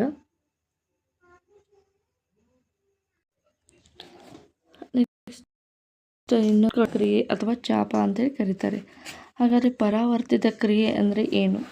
ಉದಾಹರಣೆಗೆ ನಿಮಗೆ ಉದಾಹರಣೆ ಮೂಲಕ ಎಕ್ಸ್ಪ್ಲೇನ್ ಮಾಡುವಂಥ ಪ್ರಯತ್ನವನ್ನು ಮಾಡ್ತೀನಿ. ಸೊ ಒಂದು ಬಿಸಿ ಪಾತ್ರೆಯನ್ನು ಮುಟ್ಟಿದಾಗ ಆ ತಕ್ಷಣಕ್ಕೆ ನಾವು ಕೈಯನ್ನು ಹಿಂದಕ್ಕೆ ತಗೋತೀವಿ. ಅಷ್ಟು ನಾವು ಬೇಗನೆ ಹಿಂದಕ್ಕೆ ಕೈಯನ್ನು ತೆಗೆದುಕೋತೀವಿ ಅಂದಾಗ ನಾವು ಬಿಸಿ ಪಾತ್ರೆಯನ್ನು ಮುಟ್ಟಿ ಮಾಹಿತಿಯನ್ನು ಬ್ರೈನ್ಗೆ ಕಳಿಸಿ ಅಲ್ಲಿಂದ ಅದು ಮಾಹಿತಿ ಬರೋವರೆಗೆ ನಾವು ಕೈಯನ್ನು ಹಿಡ್ದಿರೋದಿಲ್ಲ. ಸೊ ತಕ್ಷಣವೇ ನಮ್ಮ ಕೈ ಏನಾಗುತ್ತೆ, ವಾಪಸ್ ಹೋಗುತ್ತೆ. ಅದು ನಮ್ಮ ಅರಿವಿಗೆ ಬರೋಕ್ಕಿಂತ ಮುಂಚೆನೇ ಆ ರೀತಿ ಆಗಿರುತ್ತೆ. ಯಾವ ರೀತಿ ಆಗಿರುತ್ತೆ, ಮೊದಲಿಗೆ ಗ್ರಾಹಕ ಯಾವುದಾಗಿರುತ್ತೆ, ಅದು ಕೈ ಆಗಿರುತ್ತೆ. ಅಂದರೆ ನಾವು ಕೈಯಿಂದ ಬಿಸಿ ಪಾತ್ರೆಯನ್ನು ಮುಟ್ಟಿದಾಗ ಅದು ಗ್ರಾಹಕ ಚರ್ಮ ಅಥವಾ ಕೈ ಆಗಿರುತ್ತೆ. ಇಲ್ಲಿಂದ ಏನಾಗುತ್ತೆ ಅಂದರೆ ಜ್ಞಾನವಾಹಿಯ ಮೂಲಕ ಮಾಹಿತಿ ಎಲ್ಲಿ ಹೋಗುತ್ತೆ, ಬ್ರೈನ್ಗೆ ಹೋಗೋದಿಲ್ಲ. ಇಲ್ಲಿ ಏನಾಗುತ್ತೆ ಅಂದರೆ ಯಾವುದೇ ಒಂದು ವಸ್ತುವನ್ನು ಬಿಸಿ ಪಾತ್ರೆಯನ್ನು ಮುಟ್ಟಿದಾಗ ಏನಾಗುತ್ತೆ ಅಂದರೆ ಹಠಾತ್ತಾಗಿ ನಾವು ಕೈಯನ್ನು ವಾಪಸ್ ತೊಗೋತೀವಿ.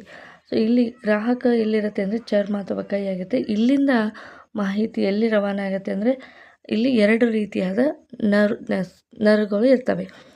ಆ ಸೆನ್ಸರಿ ನ್ಯೂರಾನ್ ಅಂತ ಹೇಳಿ ಕರಿತೀವಿ. ಒಂದು ಸೆಕೆಂಡರಿ ಮೋಟಾರ್ ನ್ಯೂರಾನ್ ಅಂದರೆ ಸೆನ್ಸರಿ ನ್ಯೂರಾನ್ ಜ್ಞಾನವಾಹಿ ನರ, ಇನ್ನೊಂದು ಕ್ರಿಯಾವಾಹಿ ನರ ಇರುತ್ತೆ. ಜ್ಞಾನವಾಹಿ ನರದ ಮೂಲಕ ಮಾಹಿತಿ ಏನಾಗುತ್ತೆ ಕ್ಯಾರಿ ಮಾಡುತ್ತೆ.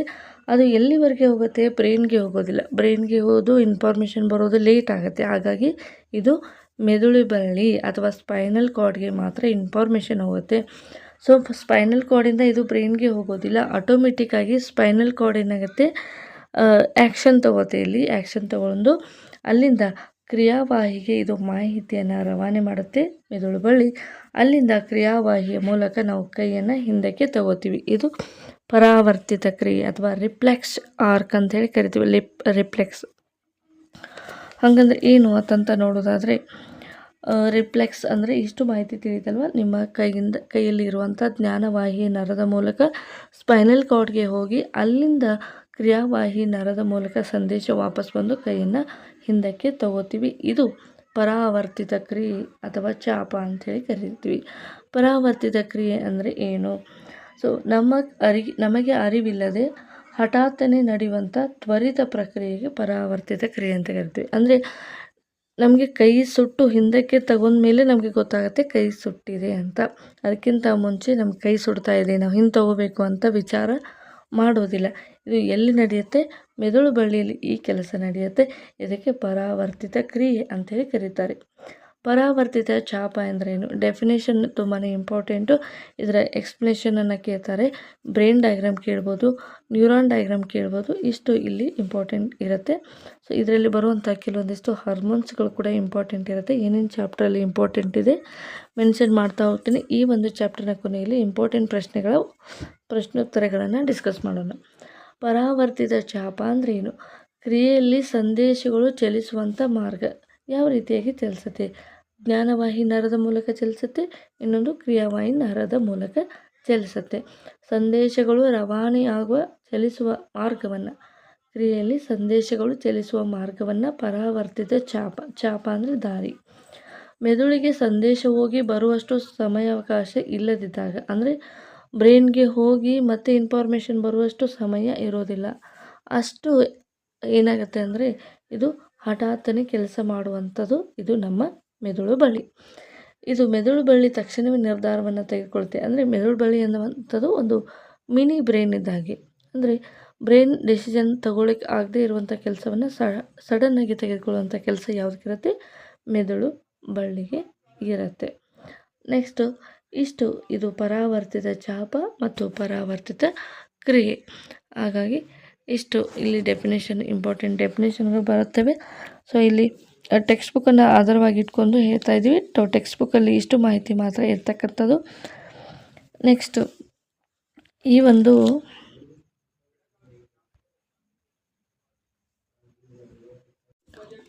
ಒಂದು ಮಾಹಿತಿ ಅಂತಕ್ಕಂಥದ್ದು ಇದು ಹೆಚ್ಚಿನ ಮೆದುಳು ಆಲೋಚನಾ ಪ್ರಕ್ರಿಯೆನ ಹೊಂದಿರುತ್ತೆ.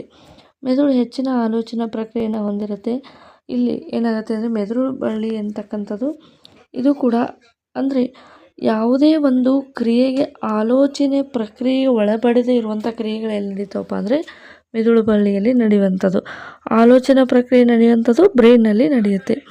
ಹೀಗಾಗಿ ಈ ಒಂದು ಕ್ರಿಯೆಗಳು ಏನಾಗುತ್ತೆ ಅಂದರೆ ನರಕೋಶಗಳ ಸಂಕೀರ್ಣ ಜಾಲಗಳು ಅಸ್ತಿತ್ವಕ್ಕೆ ಬಂದ ನಂತರವೂ ಕೂಡ ಪರಾವರ್ತಿತ ಚಾಪ ಶೀಘ್ರದಲ್ಲಿ ಪ್ರತಿಕ್ರಿಯೆ ನೀಡಲು ಪರಿಣಾಮಕಾರಿಯಾಗಿ ಮುಂದುವರಿಯುತ್ತೆ ಅಂತಕ್ಕಂಥದ್ದು ನಮಗೆ ಗೊತ್ತಿರಬೇಕು. ಇಷ್ಟು ಪರಾವರ್ತಿತ ಚಾಪ ಮತ್ತು ಪರಾವರ್ತಿತ ಕ್ರಿಯೆ. ಓಕೆ, ನೆಕ್ಸ್ಟು ಪ್ರಧಾನ ನಿರ್ದೇಶಕ ಅಂತ ಹೇಳಿ ಕರಿತೀವಿ. ಯಾವುದಕ್ಕೆ ಪ್ರಧಾನ ನಿರ್ದೇಶಕ ಅಂತ ಹೇಳಿ ಕರಿತೀವಿ? ನಮ್ಮ ದೇಹದ ಮೆದುಳಿಗೆ. ಸ್ಪೈನಲ್ ಕಾರ್ಡ್ ಅಂತಕ್ಕಂಥದ್ದು ಮಿನಿ ಬ್ರೈನ್ ಆಗಿರುತ್ತೆ. ಇಲ್ಲಿ ಇದು ಏನಾಗುತ್ತೆ ಮೆದುಳು ಬಳ್ಳಿಗೆ ಪ್ರಧಾನ ನಿರ್ದೇಶಕ ಅಂತ ಹೇಳಿ ಕರಿತೀವಿ. ಇಲ್ಲಿ ಡಯಾಗ್ರಾಮನ್ನು ಕೇಳ್ತಾರೆ. ಈ ಡಯಾಗ್ರಾಮ್ ಮೆದುಳುನ ಸುಂದರವಾದ ಚಿತ್ರವನ್ನು ಬರೆದು ಭಾಗಗಳನ್ನ ಗುರುತಿಸಿ ಅಂತ ಹೇಳಿ ಪ್ರಶ್ನೆಯನ್ನು ಕೇಳ್ತಾರೆ. ಸೊ ಇಲ್ಲಿ ಮುಖ್ಯವಾಗಿ ಮುಮ್ಮೆದುಳು, ಮಧ್ಯದ ಮೆದುಳು, ಹಿಮ್ಮೆದುಳು ಅಂತ ಹೇಳಿ 3 ಭಾಗಗಳು ಬರ್ತವೆ. ಮುಮ್ಮೆದುಳು ಮಾಡುವಂಥ ಕೆಲಸ ಏನಪ್ಪ ಅಂದರೆ ಮುಮ್ಮೆದುಳು ಮಾಡುವಂಥ ಕೆಲಸ ಏನಪ್ಪ ಅಂದರೆ ಆಲೋಚನೆಯನ್ನು ಮಾಡುತ್ತೆ, ನೆನಪಿಟ್ಟುಕೊಳ್ಳುವಂಥ ಕೆಲಸವನ್ನು ಮಾಡುತ್ತೆ, ಐಚ್ಛಿಕ ಕ್ರಿಯೆಗಳ ಕೇಂದ್ರವಾಗಿರುತ್ತೆ. ಉದಾಹರಣೆಗೆ ಓಡುವುದು, ಹಸಿಯುವುದು. ಅಂದರೆ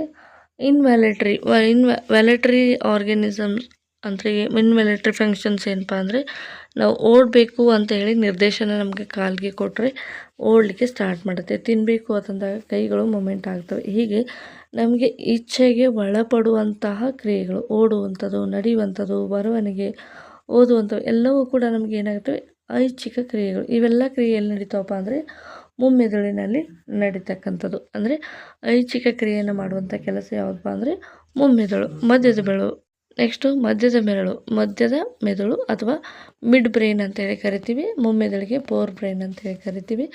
ಮಧ್ಯದ ಮೆದುಳು ಮಾಡುವಂಥ ಕೆಲಸ ಏನಪ್ಪ ಅಂದರೆ ನಮ್ಮ ದೃಷ್ಟಿ ನಿಯಂತ್ರಣವನ್ನು ಮಾಡುತ್ತೆ. ಶ್ರವಣಕ್ಕೆ ಸಂಬಂಧಿಸಿದ ಅನೈಚ್ಛಿಕ ಕ್ರಿಯೆಗಳು. ನಮ್ಗೆ ಕಣ್ಣಿನ ಮೇಲೆ ನಾವು ಕಣ್ಣಿನ ರೆಪ್ಪೆ ಬೇಕು ಅಂತ ನಾವು ಇದನ್ನು ಕ್ಲೋಸ್ ಮಾಡೋದಿಲ್ಲ, ಆಟೋಮೆಟಿಕ್ಕಾಗಿ ಕ್ಲೋಸ್ ಆಗುತ್ತೆ. ಕಿವಿಗಳು ಸಹಿತ ಅಷ್ಟೇ, ಆಟೋಮೆಟಿಕ್ಕಾಗಿ ಏನಾಗುತ್ತೆ ಸೌಂಡನ್ನು ರಿಸೀವ್ ಮಾಡ್ತವೆ. ಅಂದರೆ ದೃಷ್ಟಿ ಮತ್ತು ಶ್ರವಣಕ್ಕೆ ಸಂಬಂಧಿಸಿದ ಅನೈಚ್ಛಿಕ ಕ್ರಿಯೆಗಳ ನಿಯಂತ್ರಣ. ಅನೈಚ್ಛಿಕ ಕ್ರಿಯೆ ಅಂದರೆ ನಮ್ಮ ನಿಯಂತ್ರಣಕ್ಕೆ ಒಳಪಡದೆ ಇರುವಂತಹ ಕ್ರಿಯೆಗೆ ಇನ್ವ್ಯಾಲಿಟರಿ ಫಂಕ್ಷನ್ಸ್ ಅಂತ ಹೇಳಿ ಕರಿತೀವಿ. ಇವೆಲ್ಲವೂ ಕೂಡ ನಡೆಯುವಂಥದ್ದು ಎಲ್ಲಿಪ್ಪ ಅಂದರೆ ಮಧ್ಯದ ಮೆದುಳಿನಲ್ಲಿ ನಡೀತಕ್ಕಂಥದ್ದು. ಕೊನೆಯದಾಗಿ ಹಿಮ್ಮೆದುಳು ದೇಹದ ಸಮತೋಲನ, ಅನುಮಸ್ತಿಷ್ಕ ಅದರಲ್ಲಿ ಇರ್ತಕ್ಕಂಥದ್ದು. ಅನುಮಸ್ತಿಷ್ಕ ನೋಡಿ, ಇಲ್ಲಿ ಈ ಪಾರ್ಟ್ ಏನಿದೆ ಇದಕ್ಕೆ ನಾವು ಏನಂತ ಕರಿತೀವಪ್ಪ ಅಂದರೆ ಪ್ರಾನ್ಸ್ ಅಂತ ಹೇಳಿ ಕರಿತೀವಿ. ನಂತರ ಈ ಕೆಳಭಾಗದಲ್ಲಿರುವಂಥದ್ದು ಮೆಡುಲ್ಲಾ ಅಂತೇಳಿ ಕರಿತೀವಿ ಮತ್ತು ಇದಕ್ಕೆ ನಾವು ಅನುಮಸ್ತಿಷ್ಕ ಅಂತೇಳಿ ಕರಿತೀವಿ. ದೇಹದ ಸಮತೋಲನ, ಅನುಮಸ್ತಿಷ್ಕ, ಉಸಿರಾಟ, ಹೃದಯ ಬಡಿತದಂತಹ ಕ್ರಿಯೆಗಳಿಗೆ ಅದು ಮೆಡುಲ್ಲಾ ನಿಯಂತ್ರಣ ಮಾಡುತ್ತೆ. ಮೆಡುಲ್ಲಾ ಮಾಡುವಂಥ ಕೆಲಸ ಏನಪ್ಪ ಅಂದರೆ ಉಸಿರಾಟ, ಹೃದಯ ಬಡಿತ ಮತ್ತು ಈ ಕ್ರಿಯೆಗಳನ್ನು ಅದು ನಿಯಂತ್ರಣ ಮಾಡುತ್ತೆ. ಸೊ ದೇಹದ ಸಮತೋಲನ ಸಮ್ಟೈಮ್ಸ್ ಏನಾಗುತ್ತೆ ಚಕ್ಕರ್ ಬರೋ ರೀತಿಯಲ್ಲಿ ನಮಗೆ ಫೀಲ್ ಆಗ್ತಾ ಇರುತ್ತೆ. ಅದು ಯಾವುದು ಕಂಟ್ರೋಲ್ ಮಾಡುತ್ತೆ? ಹಿಮ್ಮೆದುಳು. ಅಂದರೆ ನೀವು ಓವರಾಲಾಗಿ ಜಾಸ್ತಿ ಡ್ರಿಂಕ್ಸನ್ನು ಮಾಡಿರುವಂಥ ವ್ಯಕ್ತಿ ತಮ್ಮ ದೇಹದ ಮೇಲೆ ಯಾವುದೇ ರೀತಿಯಾದ ಕಂಟ್ರೋಲ್ ಇರೋದಿಲ್ಲ. ಅಂದರೆ ಹೊಡೆದಾಡ್ತಾ ಇರ್ತಾರೆ. ಹಾಗಾಗಿ ಎಲ್ಲಿ ಅಂದರೆ ಇದು ನೇರವಾಗಿ ಆಲ್ಕೋಹಾಲ್ ಅಂತಕ್ಕಂಥದ್ದು ಅನುಮಸ್ತಿಷ್ಕದ ಮೇಲೆ ಪರಿಣಾಮ ಬೀರಿರೋದ್ರಿಂದ ಅನುಮಸ್ತಿಷ್ಕದ ಕಂಟ್ರೋಲ್ ಏನಾಗಿರುತ್ತೆ ಇಂಬ್ಯಾಲೆನ್ಸ್ ಆಗಿರುತ್ತೆ. ಹಾಗಾಗಿ ದೇಹದ ಸಮತೋಲನ ಕೂಡ ಇರೋದಿಲ್ಲ. ದೇಹದ ಸಮತೋಲನ, ಉಸಿರಾಟ, ಹೃದಯ ಬಡಿತವನ್ನು ಕಂಟ್ರೋಲ್ ಮಾಡುವಂಥದ್ದು ಹಿಮ್ಮೆದುಳು. ದೃಷ್ಟಿ ಮತ್ತು ಶ್ರವಣ, ಅನೈಚ್ಛಿಕ ಕ್ರಿಯೆಗಳನ್ನು ಮಧ್ಯದ ಮೆದುಳು, ಐಚ್ಛಿಕ ಕ್ರಿಯೆಗಳನ್ನು ಮುಮ್ಮೆದುಳು ನೋಡಿಕೊಳ್ಳುವಂಥ ಕೆಲಸವನ್ನು ಮಾಡುತ್ತೆ. ಇಲ್ಲಿ ಇನ್ನೊಂದು ಮುಖ್ಯವಾಗಿ ಇದೆ, ಇದು ಬಟಾಣಿ ಕಾಳಿನ ಶೇಪ್ನಲ್ಲಿ ಇರುವಂಥ ಒಂದು ಚಿತ್ರ. ಇದಕ್ಕೆ ನಾವು ಪಿಟ್ಯೂಟರಿ ಗ್ಲ್ಯಾಂಡ್ ಅಂತ ಕರಿತೀವಿ. ಇವೆಲ್ಲವನ್ನೂ ಕೂಡ ನೀವು ಚಿತ್ರವನ್ನು ಕೇಳಿದಾಗ ಪಿಟ್ಯೂಟರಿ ಗ್ಲ್ಯಾಂಡು, ಪ್ರಾನ್ಸು, ಮೆಡುಲ್ಲಾ, ಅನುಮಸ್ತಿಷ್ಕ ಎಲ್ಲವನ್ನು ಕೂಡ ನೀವು ಏನು ಮಾಡಬೇಕು, ಮೆನ್ಷನ್ ಮಾಡಬೇಕು, ಲೇಬಲ್ ಮಾಡಬೇಕು. ಇಷ್ಟು ನೀಟಾಗಿ ಡಯಾಗ್ರಾಮನ್ನು ತೆಗಿಬೇಕು. ಅಲ್ಲಿ ಪೋರ್ಟ್ಸ್ಗಳನ್ನು ಕ್ರಿಯೇಟ್ ಮಾಡಬೇಕು. ಅದು ಗ್ರೇ ಕಲರಲ್ಲಿ ಇರುತ್ತೆ. ಈ ರೀತಿಯಾಗಿ ಚಿತ್ರವನ್ನು ಬರೀಬೇಕು. ನಂತರ ಇಲ್ಲಿ ಇನ್ನೊಂದು ಕೂಡ ಡಯಾಗ್ರಾಮ್ ಬರುತ್ತೆ. ಅದು ಹೈಪೋಥಲಾಮಸ್ ಮಧ್ಯಭಾಗದಲ್ಲಿ ಇದು ಯೆಲ್ಲೋ ಕಲರ್ ಪಾರ್ಟ್ ಏನಿದೆ ಅದಕ್ಕೆ ಹೈಪೋಥಲಾಮಸ್ ಅಂತೇಳಿ ಕರಿತೀವಿ. ಹೈಪೋಥಲಾಮಸ್, ಪಿಟ್ಯೂಟರಿ ಗ್ಲ್ಯಾಂಡ್, ಇದು ಬಟಾನಿಕಾ ಶೇಪಲ್ಲಿ ಏನಿದೆ ಇದು ಪಿಟ್ಯೂಟರಿ ಗ್ಲ್ಯಾಂಡ್, ಇದು ಪ್ರಾನ್ಸ್, ಮೆಡುಲ್ಲಾ, ಅನುಮಸ್ತಿಷ್ಕ ಮತ್ತು ಇದು ಮೆದುಳು ಬಳ್ಳಿ. ಇದು ಮೆದುಳು ಬಳ್ಳಿ ಅಂದರೆ ಮೆದುಳು ಬಳ್ಳಿ ಬ್ರೈನಿಂದ ಕನೆಕ್ಟ್ ಆಗಿರುತ್ತೆ. ಇದಕ್ಕೆ ಮೆದುಳು ಬಳ್ಳಿ ಅಂತ ಕರಿತೀವಿ. ಇಷ್ಟು ಇದು ಬ್ರೈನ್ಗೆ ಸಂಬಂಧಿಸಿದ ಹಾಗೆ. ಮೆದುಳು ನಮ್ಮ ದೇಹದ ಅತ್ಯುನ್ನತ ನಿಯಂತ್ರಣ ಕೇಂದ್ರ. ಅದಕ್ಕೆ ನಾವು ಇದಕ್ಕೆ ಪ್ರಧಾನ ನಿರ್ದೇಶಕ ಅಂತೇಳಿ ಕರಿತೀವಿ. ಉದಾಹರಣೆಗೆ ಸೈಕಲ್ ತುಳಿಯುವಾಗ ದೇಹದ ಸಮತೋಲನ ಕಾಯ್ದುಕೊಳ್ಳುವುದು ಹಿಮ್ಮೆದುಳಿನ ಕಾರ್ಯ. ಮುಖ್ಯ ಪದಗಳು ಇಲ್ಲಿ ಹಿಮ್ಮೆದುಳು, ಮುಮ್ಮೆದುಳು ಮತ್ತು ಮಧ್ಯದ ಮೆದುಳು, ಇವು 3 ಭಾಗಗಳು. ಸೊ ಇಲ್ಲಿ ನಿಮಗೆ ಒಂದು ಡಿಸ್ಕಷನ್ಗೆ ಕೊಟ್ಟಿದೆ. ಮದ್ಯಪಾನ ಮಾಡಿದಾಗ ವ್ಯಕ್ತಿಯ ನಡೆಗೆ ತಡಬಡ ಎಸೆದಂತೆ ಆಗುತ್ತದೆ. ಈ ಮೆದುಳಿನ ಯಾವ ಭಾಗದ ಪರಿಣಾಮ? ಇದು ಆವಾಗಲೇ ಹೇಳಿದೆ, ಅದು ಅನುಮಸ್ತಿಷ್ಕ. ಅನುಮಸ್ತಿಷ್ಕ ಎನ್ನುವಂಥದ್ದು ಆಲ್ಕೋಹಾಲ್ ಸೇವನೆಯಿಂದ ಇದು ಹಿಮ್ಮೆದುಳಿಗೆ ಏನು ಮಾಡುತ್ತೆ ಅಂದರೆ ನಿಯಂತ್ರಣವನ್ನು ಕಂಟ್ರೋಲ್ ಮಾಡಲಿಕ್ಕೆ ಸಾಧ್ಯ ಆಗೋದಿಲ್ಲ. ಹಾಗಾಗಿ ದೇಹದಲ್ಲಿ ಅಸಮತೋಲನ ಉಂಟಾಗುತ್ತದೆ. ಇದು ನಮ್ಮ ಮೆದುಳಿನ ರಚನೆ ಮತ್ತು ಕೆಲಸ. ಈ ರೀತಿಯಾಗಿ ವಿವರಣೆಯನ್ನು ಕೊಡಬೇಕು. 4 ಅಂಕದ ಪ್ರಶ್ನೆಗೆ ಇದನ್ನು ಕೇಳುವಂಥದ್ದು. ನೆಕ್ಸ್ಟು ನಮ್ಮ ನರವ್ಯೂಹಗಳಿಗೆ ಭದ್ರತಾ ಕವಚ, ನರ ಅಂಗಾಂಶಗಳಿಗೆ ಕೂಡ ರಕ್ಷಣೆ ಇರ್ತಕ್ಕಂಥದ್ದನ್ನು ಗಮನಿಸ್ತೀವಿ. ನಮ್ಮ ಮೆದುಳು ಮತ್ತು ಇದು ಪ್ರಧಾನ ನಿರ್ದೇಶಕ ಆಗಿರೋದ್ರಿಂದ ನಮ್ಮ ಮೆದುಳಿಗೆ ಏನು ಬೇಕಾಗುತ್ತೆ, ಒಂದು ಕವಚ ಬೇಕಾಗುತ್ತೆ, ಅಂದರೆ ಹೆಲ್ಮೆಟ್ ಇರಬೇಕಾಗುತ್ತೆ. ಅದು ಹೆಲ್ಮೆಟ್ ಏನು, ಯಾವ ರೀತಿಯಾಗಿ ಕೆಲಸ ಮಾಡುತ್ತೆ ಅಂತ ನೋಡೋದಾದರೆ, ಸೂಕ್ಷ್ಮವಾದ ಮೆದುಳು ಬಳಿಗೆ ದೇಹವು ಹೇಗೆ ರಕ್ಷಣೆಯನ್ನು ಒದಗಿಸುತ್ತದೆ ಎಂಬುದನ್ನು ನಾವು ಈಗ ತಿಳಿಯೋಣ. ಇದು ಅಂಗಾಂಶಗಳ ಸಂರಕ್ಷಿಸಲ್ಪಡುವಿಕೆ. ಮೆದುಳು ಪೆಟ್ಟಿಗೆ ಅಂದರೆ ಕ್ರ್ಯಾನಿಯಂ ಅಂದರೆ ಸ್ಕಲ್. ನಮ್ಮ ಮೆದುಳಿನ ಮೇಲ್ಭಾಗದಲ್ಲಿ ಒಂದು ಸ್ಕಲ್ ಇರುತ್ತೆ. ಅದು ಈ ಒಂದು ಬೋನ್ಸಿಂದ ಇದು ಮಾಡಲ್ಪಟ್ಟಿರುತ್ತೆ, ಸ್ಕಲ್ ಅಂತ ಹೇಳಿ ಕರಿತೀವಿ. ಸ್ಕಲ್ ಒಳಭಾಗದಲ್ಲಿ ಏನಿರುತ್ತೆ ಅಂದರೆ ಬ್ರೈನ್ ಇರುತ್ತೆ. ಇದು ಮೂಳೆಗಳಿಂದ ಗಟ್ಟಿಯಾದ ಕವಚ ಮೆದುಳನ್ನು ಸಂರಕ್ಷಿಸಲ್ಪಡುತ್ತದೆ. ಯಾವ ರೀತಿಯಾಗಿ ಅಂದರೆ ಇದು ಒಂದು ಹೆಲ್ಮೆಟ್ ರೀತಿಯಲ್ಲಿ ಕೆಲಸವನ್ನು ಮಾಡುತ್ತೆ. ನೇರವಾಗಿ ನಮ್ಮ ತಲೆಗೆ ತಾಕಿದಾಗ ಮೊದಲು ಸ್ಕಲ್ ಡ್ಯಾಮೇಜ್ ಆಗಿ ನಂತರ ಬ್ರೈನ್ಗೆ ಡ್ಯಾಮೇಜ್ ಆಗುವಂಥದ್ದು.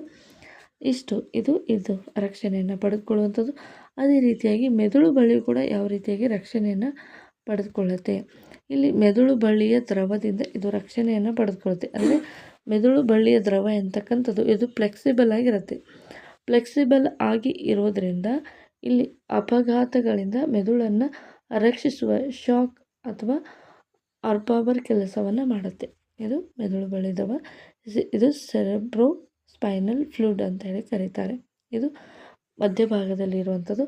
ಸ್ವಲ್ಪ ನಿಮ್ಮ ಮೆದುಳು ಬಳಿಗೆ ಏನಾದರೂ ಪ್ರೆಶ್ ಆದರೆ ಇದು ಕಾಂಪ್ರೆಸ್ ಆಗುವಂಥದ್ದು, ನಂತರ ರಿಲ್ಯಾಕ್ಸ್ ಆಗುವಂಥದ್ದು. ಈ ರೀತಿಯಾಗಿ ಈ ದ್ರವದಿಂದ ಸ್ಪೈನಲ್ ಕಾರ್ಡ್ಗಳು ಸ್ಪ್ರಿಂಗ್ ರೀತಿಯಲ್ಲಿ ಕೆಲಸವನ್ನು ಮಾಡುತ್ತವೆ. ಹಾಗಾಗಿ ಈ ರೀತಿಯಾಗಿ ಮೆದುಳು ಬಳಿ ಏನಾಗುತ್ತೆ, ರಕ್ಷಣೆಯನ್ನು ಮಾಡಿಕೊಳ್ಳುತ್ತೆ. ಬೆನ್ನೆಲುಬು ಅಂದರೆ ವರ್ಟೆಬ್ರಲ್ ಕಾಲಮ್ ಅಂತ ಹೇಳಿ ಕರಿತೀವಿ. ಅದು ಏನಪ್ಪ ಅಂದರೆ ವರ್ಟೆಬ್ರಲ್ ಕಾಲಮ್ ಅಂದರೆ ಮೆದುಳು ಬಳಿಯು ನಮ್ಮ ಒಂದು ವರ್ಟೆಬ್ರಲ್ ಅಂದರೆ ಕಶೇರುಕ ಪ್ರಾಣಿಗಳಿಗೆ ಏನಿರುತ್ತೆ, ಕಶೇರುಕ ಬೆನ್ನುಮೂಳೆ ಇರುತ್ತೆ. ಆ ಬೆನ್ನುಮೂಳೆಯ ಮೂಲಕ ಕೂಡ ಈ ಒಂದು ನರಬಳ್ಳಿ ಏನಾಗುತ್ತೆ, ಸಂರಕ್ಷಿಸಲ್ಪಟ್ಟಿರುತ್ತೆ. ಮೂಳೆಗಳ ಸರಪಳಿಯು ಮೆದುಳು ಬಳ್ಳಿಯಿಂದ ಇದು ಸಂರಕ್ಷಣೆ ಮಾಡಲ್ಪಟ್ಟಿರುತ್ತೆ. ಮೆದುಳು ಮತ್ತು ಮೆದುಳು ಬಳ್ಳಿಗಳು ಅತ್ಯಂತ ಸೂಕ್ಷ್ಮವಾದ ಅಂಗಗಳು. ಇದರಿಂದ ಇವುಗಳಿಗೆ ಹೆಚ್ಚಿನ ರಕ್ಷಣೆ ಬೇಕಾಗುತ್ತೆ. ಉದಾಹರಣೆಗೆ ಬೈಕ್ ಓಡಿಸುವಾಗ ತಲೆಗೆ ಪೆಟ್ಟಾಗದಂತೆ ಹೆಲ್ಮೆಟನ್ನು ಧರಿಸುವ ರೀತಿಯಲ್ಲಿ ಕ್ರೇನಿಯಂ ಮೆದುಳನ್ನು ಕಾಯುತ್ತದೆ. ಮುಖ್ಯ ಪದಗಳು ಮೆದುಳು ಪೆಟ್ಟಿಗೆ, ಬೆನ್ನೆಲುಬು, ವರ್ಟೆಬ್ರಲ್ ಕಾಲಮ್, ಕ್ಯಾರ್ನಿಯಂ ಎನ್ನುವಂಥ 2 ಮುಖ್ಯ ಪದಗಳು. ಮೆದುಳಿನ ಸುತ್ತ ದ್ರವ ಇಲ್ಲದಿದ್ದರೆ ಏನಾಗ್ತಿತ್ತು ಅಂತ ಇಲ್ಲಿ ಕೇಳ್ತಾ ಇದ್ದಾರೆ. ಮೆದುಳಿನ ಸುತ್ತ ದ್ರವ ಇಲ್ಲದೇ ಇದ್ದರೆ ಏನಾಗುತ್ತಪ್ಪ ಅಂದರೆ ಇದು ಸ್ಪ್ರಿಂಗ್ ರೀತಿಯಲ್ಲಿ ಕೆಲಸ ಮಾಡ್ತಾ ಇರೋದಿಲ್ಲ, ನೇರವಾಗಿ ನಮ್ಮ ಬೆನ್ನುಳಿಗೆ ಡ್ಯಾಮೇಜ್ ಆಗುವಂಥ ಕೆಲಸ ಆಗ್ತಾಯಿತ್ತು. ಹಾಗಾಗಿ ಇಲ್ಲಿ ಮೆದುಳು ಬಳ್ಳಿಯಲ್ಲಿರುವಂಥ ದ್ರವವು ಮೆದುಳು ಬಳ್ಳಿಯ ಸಂರಕ್ಷಣೆಗೆ ಇದು ಏನು ಮಾಡುತ್ತೆ ಅಂದರೆ ಕೆಲಸವನ್ನು ಮಾಡುತ್ತೆ, ಸಂರಕ್ಷಿಸುವಂಥ ಕೆಲಸವನ್ನು ಮಾಡುತ್ತೆ. ಇಷ್ಟೊತ್ತು ನಾವು ಪ್ರಾಣಿಗಳಲ್ಲಿ ಯಾವ ರೀತಿಯಾಗಿ ಸಹಭಾಗಿತ್ವ ಮತ್ತು ನಿಯಂತ್ರಣ ಆಗುತ್ತೆ ಅಂತಕ್ಕಂಥದ್ದನ್ನು ಡೀಟೇಲ್ ಆಗಿ ನೋಡಿದ್ವಿ. ಅದೇ ರೀತಿಯಾಗಿ ಸಸ್ಯಗಳಲ್ಲಿ ಕೂಡ ಏನಾಗುತ್ತೆ ಅಂದರೆ ಸಹಭಾಗಿತ್ವ ಮತ್ತು ತ್ವರಿತ ಚಲನೆ ನಡೆಯುವಂಥದ್ದನ್ನು ನಾವು ಗಮನಿಸ್ತೀವಿ. ಮೆದುಳು ನರಗಳಲ್ಲಿದ್ದರೂ ಸಸ್ಯಗಳು ಹೇಗೆ ಪ್ರತಿಕ್ರಿಯಿಸ್ತವೆ. ಮೆದುಳಿಗೆ ಯಾವುದೇ ರೀತಿಯಾದ ನರಗಳಿರೋದಿಲ್ಲ, ಜೊತೆಗೆ ಇಲ್ಲಿ ಯಾವುದೇ ರೀತಿಯಾದ ಮಾಹಿತಿಯನ್ನು ಕೊಡುವಂಥ ಬ್ರೈನ್ ಕೂಡ ಇರೋದಿಲ್ಲ. ಆದರೂ ಕೂಡ ಇವು ಏನು ಮಾಡ್ತವೆ, ಕೋಆರ್ಡಿನೇಷನನ್ನು ಮಾಡ್ತವೆ, ಕಂಟ್ರೋಲನ್ನು ಕೂಡ ಮಾಡ್ತವೆ. ಯಾವ ರೀತಿಯಾಗಿ ಮಾಡ್ತವೆ ಅಂತ ನೋಡ್ತಾ ಹೋಗೋಣ. ಇಲ್ಲಿ ಒಂದು ನಿಮಗೆ ಸಸ್ಯ ಕಾಣ್ತಾ ಇದೆ. ಈ ಸಸ್ಯಗೆ ಸಾಮಾನ್ಯ ಸ್ಥಿತಿ ಯಾವ ರೀತಿಯಾಗಿರುತ್ತೆ ಅಂದರೆ ಈ ರೀತಿಯಾಗಿದೆ ಸಾಮಾನ್ಯ ಸ್ಥಿತಿ. ಓಕೆ, ಈ ಸಾಮಾನ್ಯ ಸ್ಥಿತಿ ಅಂದರೆ ಎಲ್ಲ ಲೀವ್ಸ್ಗಳೇನಾಗಿದೆ, ಓಪನ್ ಆಗಿದೆ. ಇದು ತೆರೆದ ಎಲೆಗಳನ್ನು ಹೊಂದಿದೆ. ಅದಕ್ಕೆ ಸ್ವಲ್ಪ ನಾವು ಏನಾದರೂ ಸ್ಪರ್ಶ ಮುಟ್ಟಿದರೆ ಎಲ್ಲ ಎಲೆಗಳೇನಾಗುತ್ತೆ, ಮುದುಡ್ಕೊಂಡು ಬಿಡುತ್ತೆ. ಯಾವಾಗ ಮುದುಡ್ಕೊಂಡು ಬಿಡುತ್ತೆ. ಅದು ಸಂಜೆ ಹೊತ್ತಲ್ಲಿ ನೀವು ನಾರ್ಮಲಾಗಿ ನೋಡುತ್ತೀರ, ನೈಟ್ ಟೈಮಲ್ಲಿ ಎಲ್ಲ ಎಲೆಗಳು ಎಲ್ಲ ಗಿಡದ್ದು ಅಲ್ಲ, ಕೆಲವೊಂದಿಷ್ಟು ಗಿಡಗಳಲ್ಲಿ ಏನಾಗಿರುತ್ತೆ ಅಂದರೆ ಮರಗಳಲ್ಲಿ ಎಲೆಗಳು ಮುದುಡ್ಕೊಂಡಿರುತ್ತೆ. ಗಮನಿಸಿರ್ತೀರ, ಯಾಕೆ ಮುದುಡ್ಕೊಂಡು ಇರುತ್ತೆ, ಯಾಕೆ ಹಗಲತ್ತಲ್ಲಿ ಇದು ಓಪನ್ ಆಗುತ್ತೆ ಅಂದಾಗ ನಾವಿಲ್ಲಿ ನೋಡ್ತಾ ಇದ್ದೀವಿ. ಆ ಒಂದು ಮರದ ಸಸ್ಯ ಜೀವಕೋಶದ ಒಳಗೆ ಏನಾಗಿರುತ್ತೆ ಅಂದರೆ ನೀರು ತುಂಬಿದ ಜೀವಕೋಶ ಇರುತ್ತೆ. ಇಲ್ಲಿ ಇದನ್ನು ಟರ್ಜಿಡ್ ಅಂತೇಳಿ ಕರಿತೀವಿ. ಅಂದರೆ ನೀರು ಅತ್ಯಂತ ಹೆಚ್ಚಿನ ಪ್ರಮಾಣದಲ್ಲಿ ನೀರು ಪ್ರತಿಯೊಂದು ಜೀವಕೋಶದಲ್ಲಿ ತುಂಬಿಕೊಂಡಿದ್ದರೆ ಇದಕ್ಕೆ ನಾವು ಏನಂತೀವಿ, ಟರ್ಜಿಡ್ ಅಂತೇಳಿ ಕರಿತೀವಿ. ಇದು ನೀರಿನ ಪ್ರಮಾಣದಲ್ಲಿ ಬದಲಾವಣೆ ಆಗುತ್ತೆ. ನಂತರ ಸಾಯಂಕಾಲ ಆಗೋ ಹಾಗೆ ಸಾಯಂಕಾಲ ಆಗ್ತಾ ಆಗ್ತಾ ಏನಾಗುತ್ತೆ ಅಂದರೆ ನೀರಿನ ಪ್ರಮಾಣದಲ್ಲಿ ಬದಲಾವಣೆ ಆಗುತ್ತೆ. ಸೆಲ್ಲಿನ ಅಂದರೆ ಈ ಒಂದು ಸಸ್ಯದಲ್ಲಿರುವಂಥ ಜೀವಕೋಶಗಳು ಈ ರೀತಿಯಾಗಿ ಮುದುಡ್ಕೊಂಡು ಬರುತ್ತೆ. ಈಗ ನೀರು ಕಳೆದುಕೊಂಡ ಜೀವಕೋಶ ಯಾವ ರೀತಿಯಾಗಿರುತ್ತೆ, ಪ್ಲಾಸಿಡ್ ರೂಪದಲ್ಲಿ ಇರುತ್ತೆ. ಆವಾಗ ಸಸ್ಯಗಳು ಪ್ರತಿಕ್ರಿಯಿಸಿದಾಗ ಅವು ನೀರನ್ನು ಕಳೆದುಕೊಂಡು ಈ ರೀತಿಯಾಗಿ ಮುದುಡ್ಕೊಂಡಿರೋದನ್ನು ನಾವು ಗಮನಿಸ್ತೀವಿ. ನೋಡಿ, ಸಸ್ಯಗಳು ಯಾವುದೇ ರೀತಿಯಾಗಿ ನರಮಂಡಲ ಅಥವಾ ಸ್ನಾಯುಗಳಿಲ್ಲ, ಆದರೂ ಕೂಡ ಪ್ರಚೋದನೆಗೆ ತಕ್ಕ ಪ್ರತಿಕ್ರಿಯೆಯನ್ನು ನೀಡ್ತವೆ. ಇವುಗಳಿಗೆ ವಿದ್ಯುತ್ ರಾಸಾಯನಿಕ ಸಂಕೇತಗಳನ್ನು ಬಳಸಿ ಕೋಶದಿಂದ ಕೋಶಕ್ಕೆ ಏನು ಮಾಡ್ತವೆ, ಮಾಹಿತಿಯನ್ನು ರವಾನಿಸ್ತವೆ. ವಿದ್ಯುತ್ ರಾಸಾಯನಿಕ ಸಂಕೇತಗಳನ್ನು ಬಳಸಿ ಕೋಶದಿಂದ ಕೋಶಕ್ಕೆ ಮಾಹಿತಿಯನ್ನು ರವಾನೆ ಮಾಡ್ತವೆ. ಇವುಗಳಿಗೆ ತ್ವರಿತ ಪ್ರಕ್ರಿಯೆ ಅಂದರೆ ಮುಟ್ಟಿದರೆ ಮುನಿ ಅನ್ನುವಂಥ ಸಸ್ಯ ಇದೆ. ಅದನ್ನು ನೀವು ಇಮಿಡಿಯೇಟಾಗಿ ನೀವು ಟಚ್ ಮಾಡಿದರೆ ಏನಾಗುತ್ತೆ, ಅದು ಪೋಲ್ಡ್ ಆಗಿಬಿಡುತ್ತೆ. ಇದಕ್ಕೆ ನಾವು ಮುಟ್ಟಿದರೆ ಮುನಿ ಅಂತ ಹೇಳಿ ಗಿಡವನ್ನು ಕರಿತೀವಿ. ಇದು ನಾಸ್ಟಿಕ್ ಮೂಮೆಂಟ್ ಅಂತ ಕರಿತೀವಿ. ಅಂದರೆ ಇಮಿಡಿಯೇಟ್ ಮೂಮೆಂಟ್, ತ್ವರಿತ ಪ್ರತಿಕ್ರಿಯೆ ಅಂತ ಕರಿತೀವಿ. ಇದು ಬೆಳವಣಿಗೆಯನ್ನು ಅವಲಂಬಿಸಿಲ್ಲ, ದಿಕ್ಕನ್ನು ಕೂಡ ಅವಲಂಬಿಸಿಲ್ಲ, ಆದರೆ ಇದು ನಾಸ್ಟಿಕ್ ಮೂಮೆಂಟ್ ಅಂತ ಹೇಳಿ ಕರಿತೀವಿ. ಸಸ್ಯದ ಜೀವಕೋಶಗಳು ತಮ್ಮ ಸುತ್ತಮುತ್ತಲಿನ ನೀರಿನ ಪ್ರಮಾಣವನ್ನು ಬದಲಾಯಿಸುವ ಮೂಲಕ ಆಕಾರವನ್ನು ಬದಲಾಯಿಸಿಕೊಳ್ಳುತ್ತವೆ. ಉಬ್ಬುವಂಥದ್ದು, ಮುದುಡುವಂಥದ್ದು. ಉದಾಹರಣೆಗೆ ಮುಟ್ಟಿದರೆ ಮುನಿ ಸಸ್ಯದ ಎಲೆಗಳು ಮುಟ್ಟಿದ ತಕ್ಷಣ ಮುದುಡಿಕೊಳ್ಳುವಂಥದ್ದು. ಹಾಗಾಗಿ ಇಲ್ಲಿ ಈ ರೀತಿಯಾದ ಸಸ್ಯಗಳು ಏನು ಮಾಡ್ತಾವಪ್ಪ ಅಂದರೆ ತಮ್ಮಲ್ಲಿ ನಿಯಂತ್ರಣ ಮತ್ತು ಸಹಭಾಗಿತ್ವವನ್ನು ಇವು ಪಡೆದುಕೊಂಡಿರ್ತವೆ. ಸಸ್ಯಗಳೇನು ಮಾಡ್ತಾವಪ್ಪ ಅಂದರೆ ತಮ್ಮ ವಿದ್ಯುತ್ ರಾಸಾಯನಿಕ ವಿಧಾನದಿಂದ ಕೋಶದಿಂದ ಕೋಶಕ್ಕೆ ಏನು ಮಾಡ್ತವೆ ಅಂದರೆ ಮಾಹಿತಿಯನ್ನು ರವಾನೆ ಮಾಡ್ತವೆ. ಹೀಗಾಗಿ ತನ್ನಲ್ಲಿರುವಂಥ ನೀರಿನ ಪ್ರಮಾಣವನ್ನು ಕಳೆದುಕೊಂಡು ಅವು ಈ ಪ್ರಚೋದನೆಗೆ ತಕ್ಕ ಪ್ರತಿಕ್ರಿಯೆಯನ್ನು ನೀಡ್ತಕ್ಕಂಥ ಕೆಲಸವನ್ನು ಮಾಡ್ತವೆ. ಇದು ಮುಟ್ಟಿದರ ಮುನಿ ಸಸ್ಯಗಳಲ್ಲಿ ಈ ರೀತಿಯ ಆಗಿ ಏನಾಗುತ್ತೆ ಅಂದರೆ ಸಹಭಾಗಿತ್ವ ಆಗುತ್ತೆ. ಹಾಗಾದರೆ ನೆಕ್ಸ್ಟು ಈ ಒಂದು ಇಲ್ಲಿ ಏನು ಕೊಟ್ಟಿದ್ದಾರೆ, ಒಂದು ಡಿಸ್ಕಷನ್ ಕೊಟ್ಟಿದ್ದಾರೆ. ಸಸ್ಯಗಳಲ್ಲಿ ಚಲನೆಗೆ ಸಹಾಯ ಮಾಡುವ ಸ್ನಾಯುಗಳಲ್ಲಿ ಇಲ್ಲದಿದ್ದರೂ ಕೂಡ ಎಲೆಗಳು ಹೇಗೆ ಮುದುಡುತ್ತವೆ. ಆವಾಗಲೇ ಹೇಳಿದೆ ನೋಡಿ, ಇದು ನೆಕ್ಸ್ಟ್ ಕಾನ್ಸೆಪ್ಟು. ಏನು ನೆಕ್ಸ್ಟ್ ಕಾನ್ಸೆಪ್ಟ್ ಬರುತ್ತೆ ಅಂದರೆ ಬೆಳವಣಿಗೆಯಿಂದ ಉಂಟಾಗುವಂಥ ಚಲನೆ. ಸಸ್ಯಗಳಿಗೆ ಯಾವುದೇ ರೀತಿಯಾದ ದಿಕ್ಸೂಚಿ ಚಲನೆ ಇರುವುದಿಲ್ಲ. ಅದರ ಬದಲಾಗಿ ಅಲ್ಲಿ ಅನುವರ್ತನೆಗಳು ಇರ್ತವೆ. ಅನುವರ್ತನೆಗಳು ಅಂದರೆ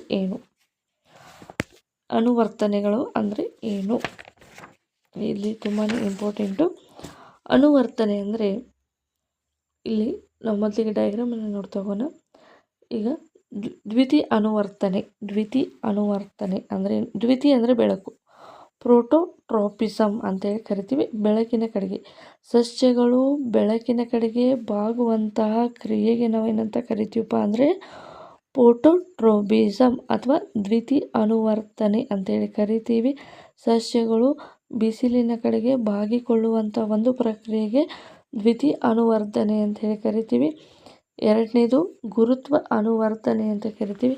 ಗುರುತ್ವ ಅನುವರ್ತನೆ ಅಂದ್ರೇನು, ಭೂಮಿ ಅಥವಾ ಗುರುತ್ವದ ಸೆಳೆತಕ್ಕೆ ಪ್ರತಿಕ್ರಿಯಿಸವಾದ ಚಿಗುರುಗಳು ಮೇಲ್ಮುಖ ಬೆಳವಣಿಗೆ, ಬೇರುಗಳು ಕೆಳಮುಖವಾಗಿ ಬೆಳವಣಿಗೆ ಆಗ್ತವೆ. ಇದನ್ನು ನಾವು ಗುರುತ್ವ ಅನುವರ್ತನೆ ಅಂದರೆ ಸಸ್ಯಗಳು ಬೆಳೆಯುವಂಥ ಸಮಯದಲ್ಲಿ ಅದರ ಒಂದು ಚಿಗುರುಗಳು ಅಂದರೆ ಎಲೆಗಳು ಏನಾಗುತ್ತೆ, ಭೂಮಿಯ ಮೇಲಕ್ಕೆ ಹೋಗ್ತವೆ. ಯಾಕೆ ಹೋಗ್ತವೆ? ಇದು ಅಲ್ಲಿ ಪ್ರೋಟೋಟ್ರೋಪಿಸಮ್ ದ್ವಿತೀಯ ಅನುವರ್ಧನೆ ಆಗುತ್ತೆ. ಬೇರುಗಳು ಏನು ಮಾಡ್ತಾವಪ್ಪ ಅಂದರೆ ಮಣ್ಣಿನ ಆಳಕ್ಕೆ ಚಿಗುರ್ತಾ ಹೋಗ್ತವೆ. ಇದಕ್ಕೆ ಕಾರಣ ಏನಪ್ಪ ಅಂದರೆ ಗುರುತ್ವ ಅನುವರ್ಧನೆ ಅಂತೇಳಿ ಕರಿತೀವಿ. ನೆಕ್ಸ್ಟ್ ನೋಡಿ, ಜಲಾನುವರ್ತನೆ ಅಂದರೆ ಬೇರುಗಳು ಏನಾಗುತ್ತೆ ಅಂದರೆ ಮಣ್ಣಿನ ಕೆಳಭಾಗಕ್ಕೆ ಚಲಿಸ್ತವೆ.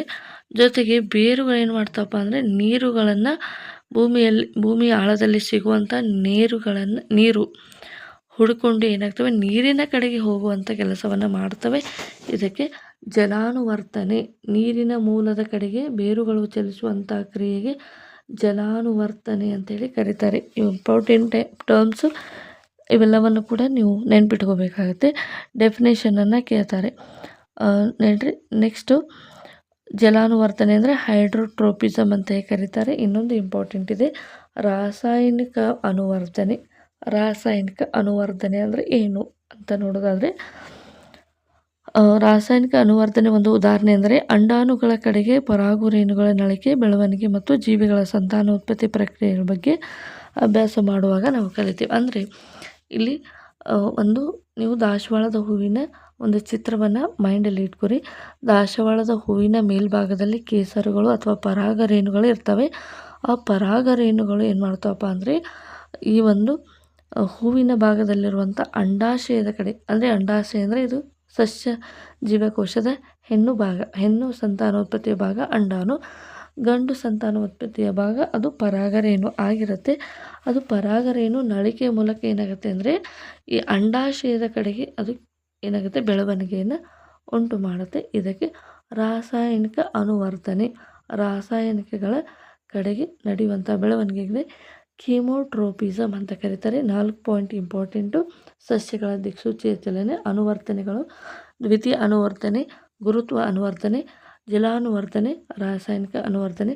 ದ್ವಿತೀಯ ಅಂದರೆ ಬೆಳಕಿನ ಕಡೆಗೆ, ಗುರುತ್ವ ಅಂದರೆ ಇದು ಬೇರುಗಳ ಬೆಳವಣಿಗೆ, ಜಲ ಅನುವರ್ತನೆ ಅಂದರೆ ನೀರಿನ ಕಡೆಗೆ ರೂಟ್ಗಳು ಬೆಳವಣಿಗೆ ಆಗುವಂಥದ್ದು. ರಾಸಾಯನಿಕ ಅನುವರ್ತನೆ ಅಂದರೆ ಇದು ಪರಾಗರೇಣು ಅಂಡಾಶಯದ ಕಡೆಗೆ ಹೋಗೋದಕ್ಕೆ ಪರಾಗರೇಣು ಅಂತ ಕರೀತಾರೆ.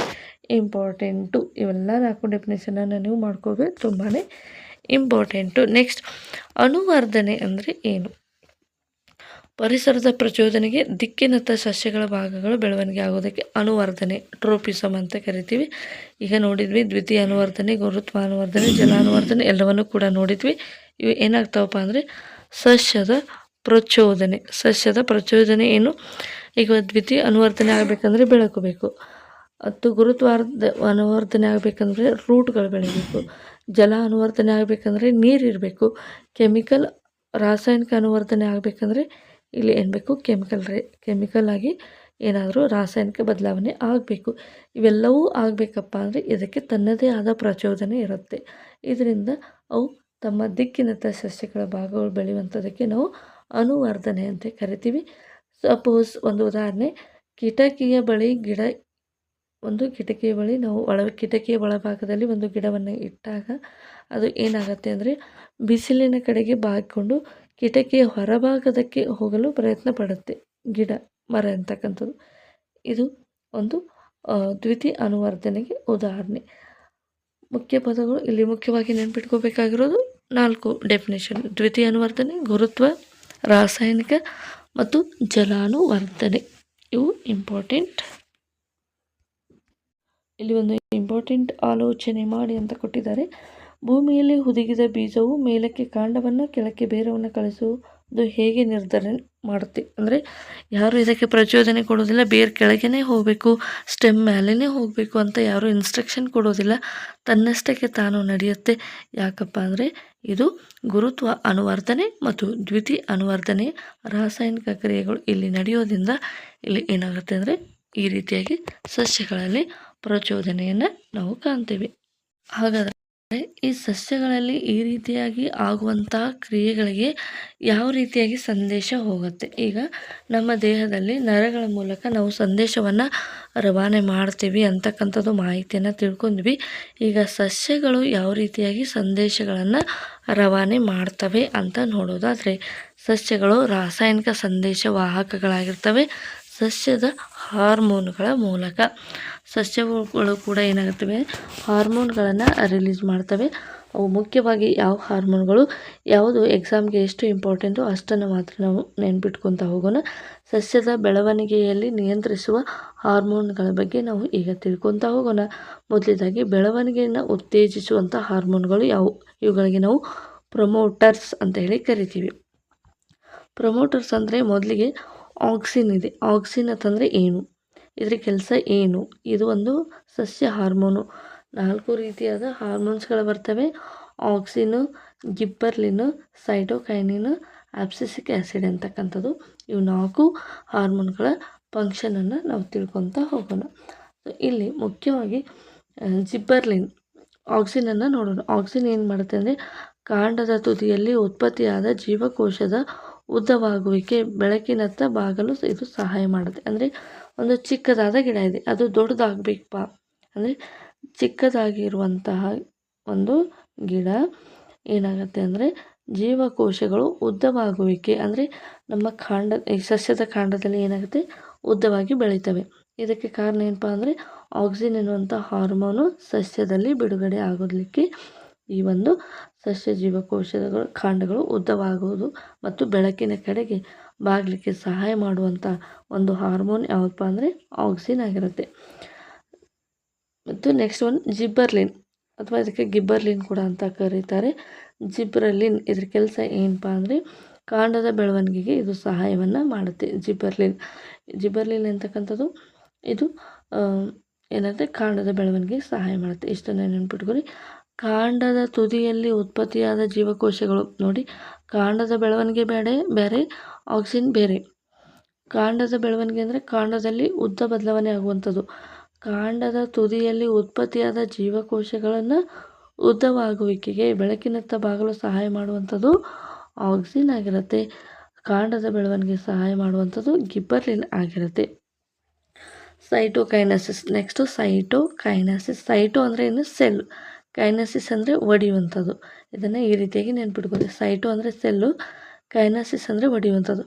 ಜೀವಕೋಶದ ವಿಭಜನೆಯನ್ನು ಚುರುಕುಗೊಳಿಸುವಂಥ ಕ್ರಿಯೆ ಯಾವ್ದು ಮಾಡುತ್ತೆ?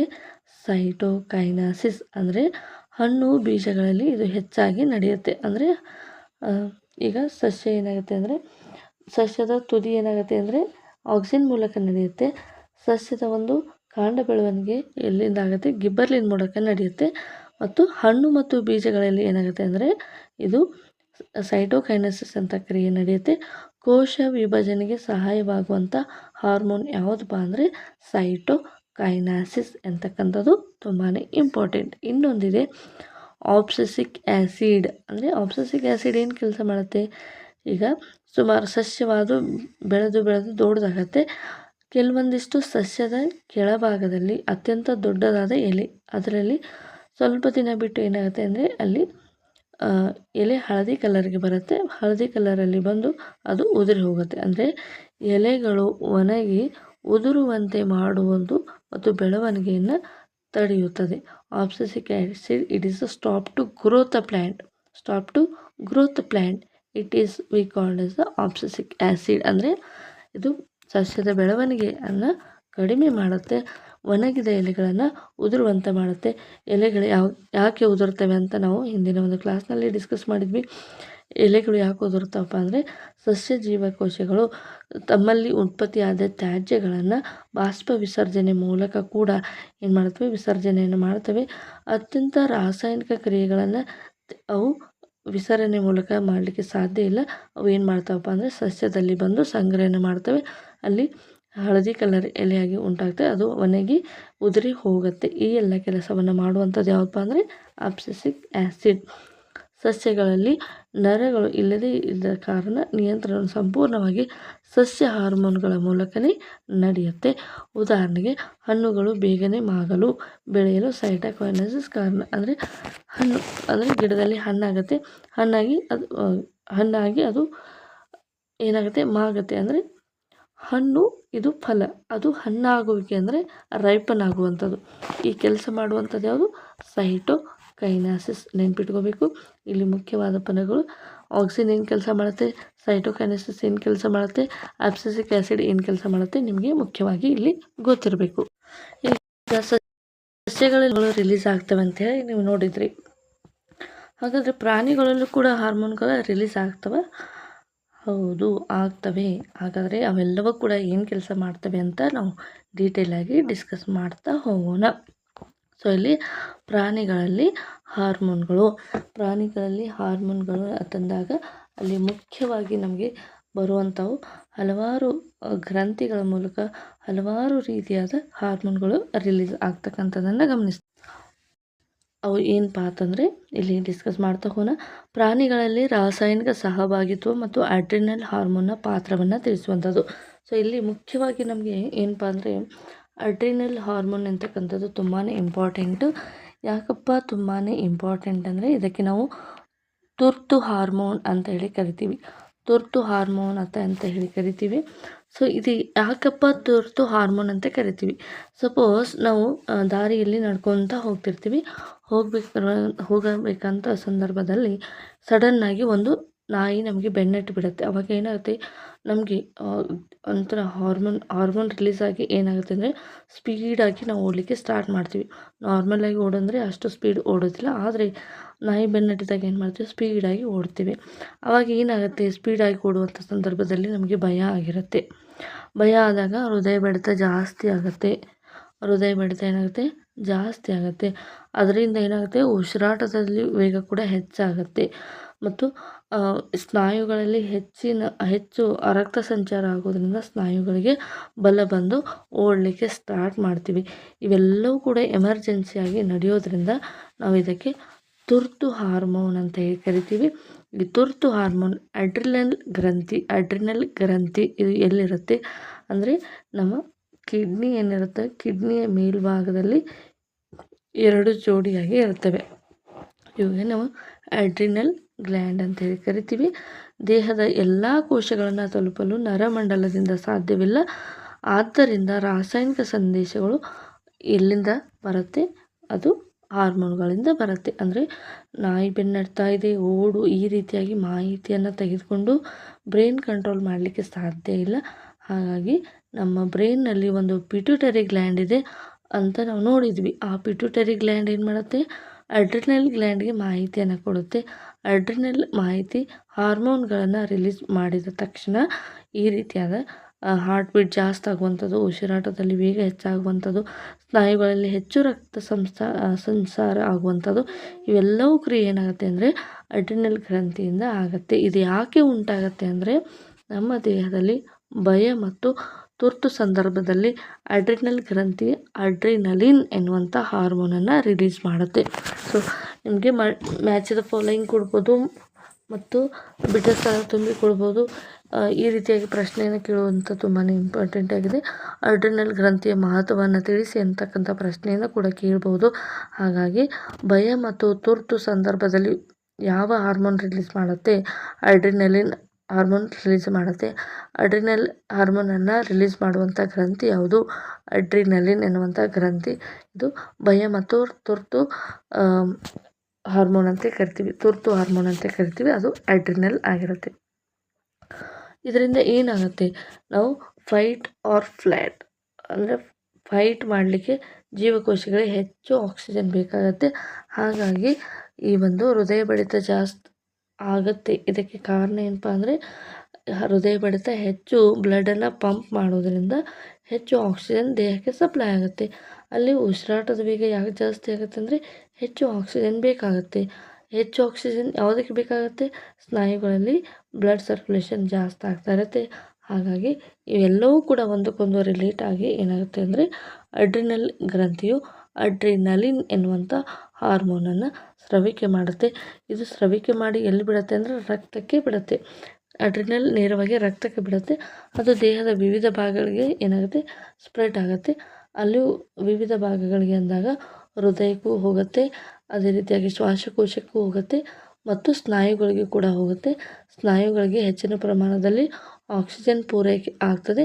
ಅದರಿಂದ ಜೀರ್ಣಾಂಗವ್ಯೂಹ, ಚರ್ಮದಲ್ಲಿ ಸಣ್ಣ ಅಪಧಮನಿಗಳ ಸುತ್ತ ಏನಾಗುತ್ತೆ, ಸ್ನಾಯುಗಳ ಸಂಕೋಚನ ವಿಕಸನೆ ಆಗೋದ್ರಿಂದ ರಕ್ತವು ಏನಾಗುತ್ತೆ, ಎಲ್ಲ ಅಸ್ಥಿಪಂಜರ ಸ್ನಾಯುಗಳಿಗೆ ರಕ್ತದ ಹರಿವಿಕೆ ಏನಾಗುತ್ತೆ, ತಿರುಗುತ್ತದೆ. ಹೀಗಾಗಿ ಪಕ್ಕೆಲುಬು ಸ್ನಾಯುಗಳ ಸಂಕೋಚನ, ಉಸಿರಾಟದ ಗತಿಯನ್ನು ಕೂಡ ಇದು ಹೆಚ್ಚು ಮಾಡುತ್ತೆ. ಹಾಗಾಗಿ ಪ್ರಾಣಿಯ ದೇಹವು ಪರಿಸ್ಥಿತಿಯನ್ನು ಎದುರಿಸಲು ಸಿದ್ಧ ಮಾಡುತ್ತದೆ. ಯಾವುದು, ಅಡ್ರಿನಲ್ ಗ್ಲ್ಯಾಂಡ್. ಅಡ್ರಿನಲ್ ಗ್ಲ್ಯಾಂಡ್ಗೆ ನಾವು ಅಂತಃಸ್ರಾವಕ ಗ್ರಂಥಿ ಅಂಥೇಳಿ ಕರಿತೀವಿ. ಅಂತಃಸ್ರಾವಕ ಗ್ರಂಥಿ, ಇದನ್ನು ಕೂಡ ನೆನ್ಪಿಟ್ಕೋಬೇಕು. ಅಂತಃಸ್ರಾವಕ ಗ್ರಂಥಿ ಅಂದರೆ ಏನು? ಅಂತಃಸ್ರಾವಕ ಗ್ರಂಥಿ ಅಂದರೆ ಹಾರ್ಮೋನ್ಗಳನ್ನು ನೇರವಾಗಿ ರಕ್ತಕ್ಕೆ ಬಿಡುವಂತಹ ಹಾರ್ಮೋನ್ಗಳಿಗೆ ನಾವು ಅಂತಃಸ್ರಾವ ಗ್ರಂಥಿ ಅಂತ ಕರಿತೀವಿ. ಅದಕ್ಕೆ ಉದಾಹರಣೆಗೆ ಇದು ಅಡ್ರಿನಲ್ ಗ್ಲ್ಯಾಂಡ್ ಆಗಿರುತ್ತೆ. ಓಕೆ, ನೇರವಾಗಿ ರಕ್ತಕ್ಕೆ ಸ್ರವಿಕೆ ಮಾಡುವಂಥ ಗ್ರಂಥಿಗಳಿಗೆ ನಾವು ಅಂತಃಸ್ರಾವ ಗ್ರಂಥಿ ಅಂಥೇಳಿ ಕರಿತೀವಿ. ನೆಕ್ಸ್ಟು, ಸಸ್ಯಗಳು ನಿರ್ದೇಶಿತ ಬೆಳವಣಿಗೆ ನಿಯಂತ್ರಿಸಲು ಹಾರ್ಮೋನನ್ನು ಹೊಂದಿರ್ತವೆ. ಅವೆಲ್ಲವೂ ಹಾರ್ಮೋನ್ಗಳು ಏನು ಅಂತ ಮುಂದೆ ನೋಡ್ತಾ ಹೋಗೋಣ. ಇನ್ನೂ ಹಲವಾರು ರೀತಿಯಾದ ಹಾರ್ಮೋನ್ಗಳಿವೆ ನಮ್ಮ ದೇಹದಲ್ಲಿ. ಅವೆಲ್ಲ ಏನು ಕೆಲಸ ಮಾಡ್ತವೆ, ಯಾವ ಹಾರ್ಮೋನ್ ಎಲ್ಲಿಂದ ಸೀಕ್ರೆಟ್ ಆಗುತ್ತೆ, ಯಾವ ಹಾರ್ಮೋನ್ ಏನು ಕೆಲಸ ಮಾಡುತ್ತೆ ಎಲ್ಲವನ್ನು ಕೂಡ ನೋಡ್ತಾ ಹೋಗೋಣ. ನಮ್ಮ ದೇಹದಲ್ಲಿ ಒಂದು ರಾಸಾಯನಿಕ ಜಾಲವೇ ಇದೆ, ಮುಖ್ಯವಾಗಿ ಪಿಟ್ಯೂಟರಿ ಗ್ಲ್ಯಾಂಡ್. ಪಿಟ್ಯೂಟರಿ ಗ್ಲ್ಯಾಂಡ್ ಎಲ್ಲಿರುತ್ತೆ? ಬ್ರೈನಲ್ಲಿ ಇರುತ್ತೆ. ಬ್ರೈನ್ ಮಧ್ಯಭಾಗದ ಕೆಳಭಾಗ, ಮಿಡ್ ಬ್ರೈನ್ನ ಕೆಳಭಾಗದಲ್ಲಿ ಇರುತ್ತೆ. ಇದಕ್ಕೆ ಪಿಟ್ಯೂಟರಿ ಗ್ಲ್ಯಾಂಡ್ ಅಂತ ಹೇಳಿ ಕರಿತೀವಿ. ಇದು ಬೆಳವಣಿಗೆ ಹಾರ್ಮೋನ್ ಅಂತ ಕರಿತೀವಿ. ಅಂದರೆ ಬೆಳವಣಿಗೆ ಅಂದರೆ ಮನುಷ್ಯರು ಅಂದರೆ ಈ ಒಂದು ಮನುಷ್ಯ ಪ್ರಾಣಿ ಎತ್ತರವಾಗಿ ಬೆಳಲಿಕ್ಕೆ ಇಲ್ಲಿ ಎಲ್ಲಿಂದ ಹಾರ್ಮೋನ್ ಬರುತ್ತೆ ಅಂದರೆ ಅದು ಪಿಟ್ಯೂಟರಿ ಗ್ಲ್ಯಾಂಡ್ ಆಗಿರುತ್ತೆ. ಸಪೋಸ್ ಅವಶ್ಯಕ ಇರುವಂತಹ ಎಷ್ಟು ಹಾರ್ಮೋನನ್ನು ಅದು ರಿಲೀಸ್ ಮಾಡಿದರೆ ಏನಾಗುತ್ತೆ, ಬೆಳವಣಿಗೆ ಸರಿಯಾದ ಪ್ರಮಾಣದಲ್ಲಿ ಆಗುತ್ತೆ. ಅವಶ್ಯಕತೆಗಿಂತ ಕಡಿಮೆ ರಿಲೀಸ್ ಆದರೆ ಮನುಷ್ಯನ ಬೆಳವಣಿಗೆ ಕುಂಠಿತ ಆಗುತ್ತೆ. ಅವಶ್ಯಕತೆಗಿಂತ ಜಾಸ್ತಿ ರಿಲೀಸ್ ಮಾಡಿದರೆ ಹೈಪರ್ ಅಂಥೇಳಿ ಕರಿತೀವಿ. ಹೈಪರ್ ಅಂತಂದರೆ ಏನು ಮಾಡ್ತವಪ್ಪ ಅಂದರೆ ಹೆಚ್ಚು ಹಾರ್ಮೋನನ್ನು ರಿಲೀಸ್ ಮಾಡ್ತವೆ. ನೋಡಿ, ಹೈಪೋಥಲಾಮಸ್ ಅನೇಕ ಹಾರ್ಮೋನ್ಗಳ ಬಿಡುಗಡೆಯಲ್ಲಿ ಪ್ರಮುಖ ಪಾತ್ರ ವಹಿಸುತ್ತೆ. ಉದಾಹರಣೆಗೆ ಬೆಳವಣಿಗೆ ಹಾರ್ಮೋನ್ಗಳ ಮಟ್ಟ ಕಡಿಮೆ ಆದಾಗ ಹೈಪೋಥಲಾಮಸ್ ಅಂತ ಹೇಳಿ ಕರಿತೀವಿ. ಬೆಳವಣಿಗೆ ಪ್ರಮಾಣ ಕಾರಣವಾಗುವಂಥ ಅಂಶಗಳನ್ನು ಈ ಬೆಳವಣಿಗೆ ಹಾರ್ಮೋನ್ ಏನೈತೆ ಬಿಡುಗಡೆ ಮಾಡುತ್ತೆ. ಅದು ಪಿಟ್ಯೂಟರಿ ಗ್ರಂಥಿ ಏನು ಮಾಡುತ್ತೆ, ಸೀಕ್ರೆಟ್ ಮಾಡುವಂತೆ ಬೆಳವಣಿಗೆ hormone pituitary gland. Okay, hypothalamus, hyper thalamus ಅನ್ನುವಂಥ ಒಂದು ಹಾರ್ಮೋನ್ಗಳನ್ನು ರಿಲೀಸ್ ಮಾಡ್ತಕ್ಕಂಥದ್ದು. ನೆಕ್ಸ್ಟು ಥೈರಾಯ್ಡ್ ಗ್ರಂಥಿ. ಥೈರಾಯ್ಡ್ ಗ್ರಂಥಿ ಎಲ್ಲಿರುತ್ತೆ ಅಂದರೆ ನಮ್ಮ ಗಂಟಲಿನ ಭಾಗದಲ್ಲಿ ಇರುತ್ತೆ ಥೈರಾಯ್ಡ್ ಗ್ರಂಥಿ. ಇದು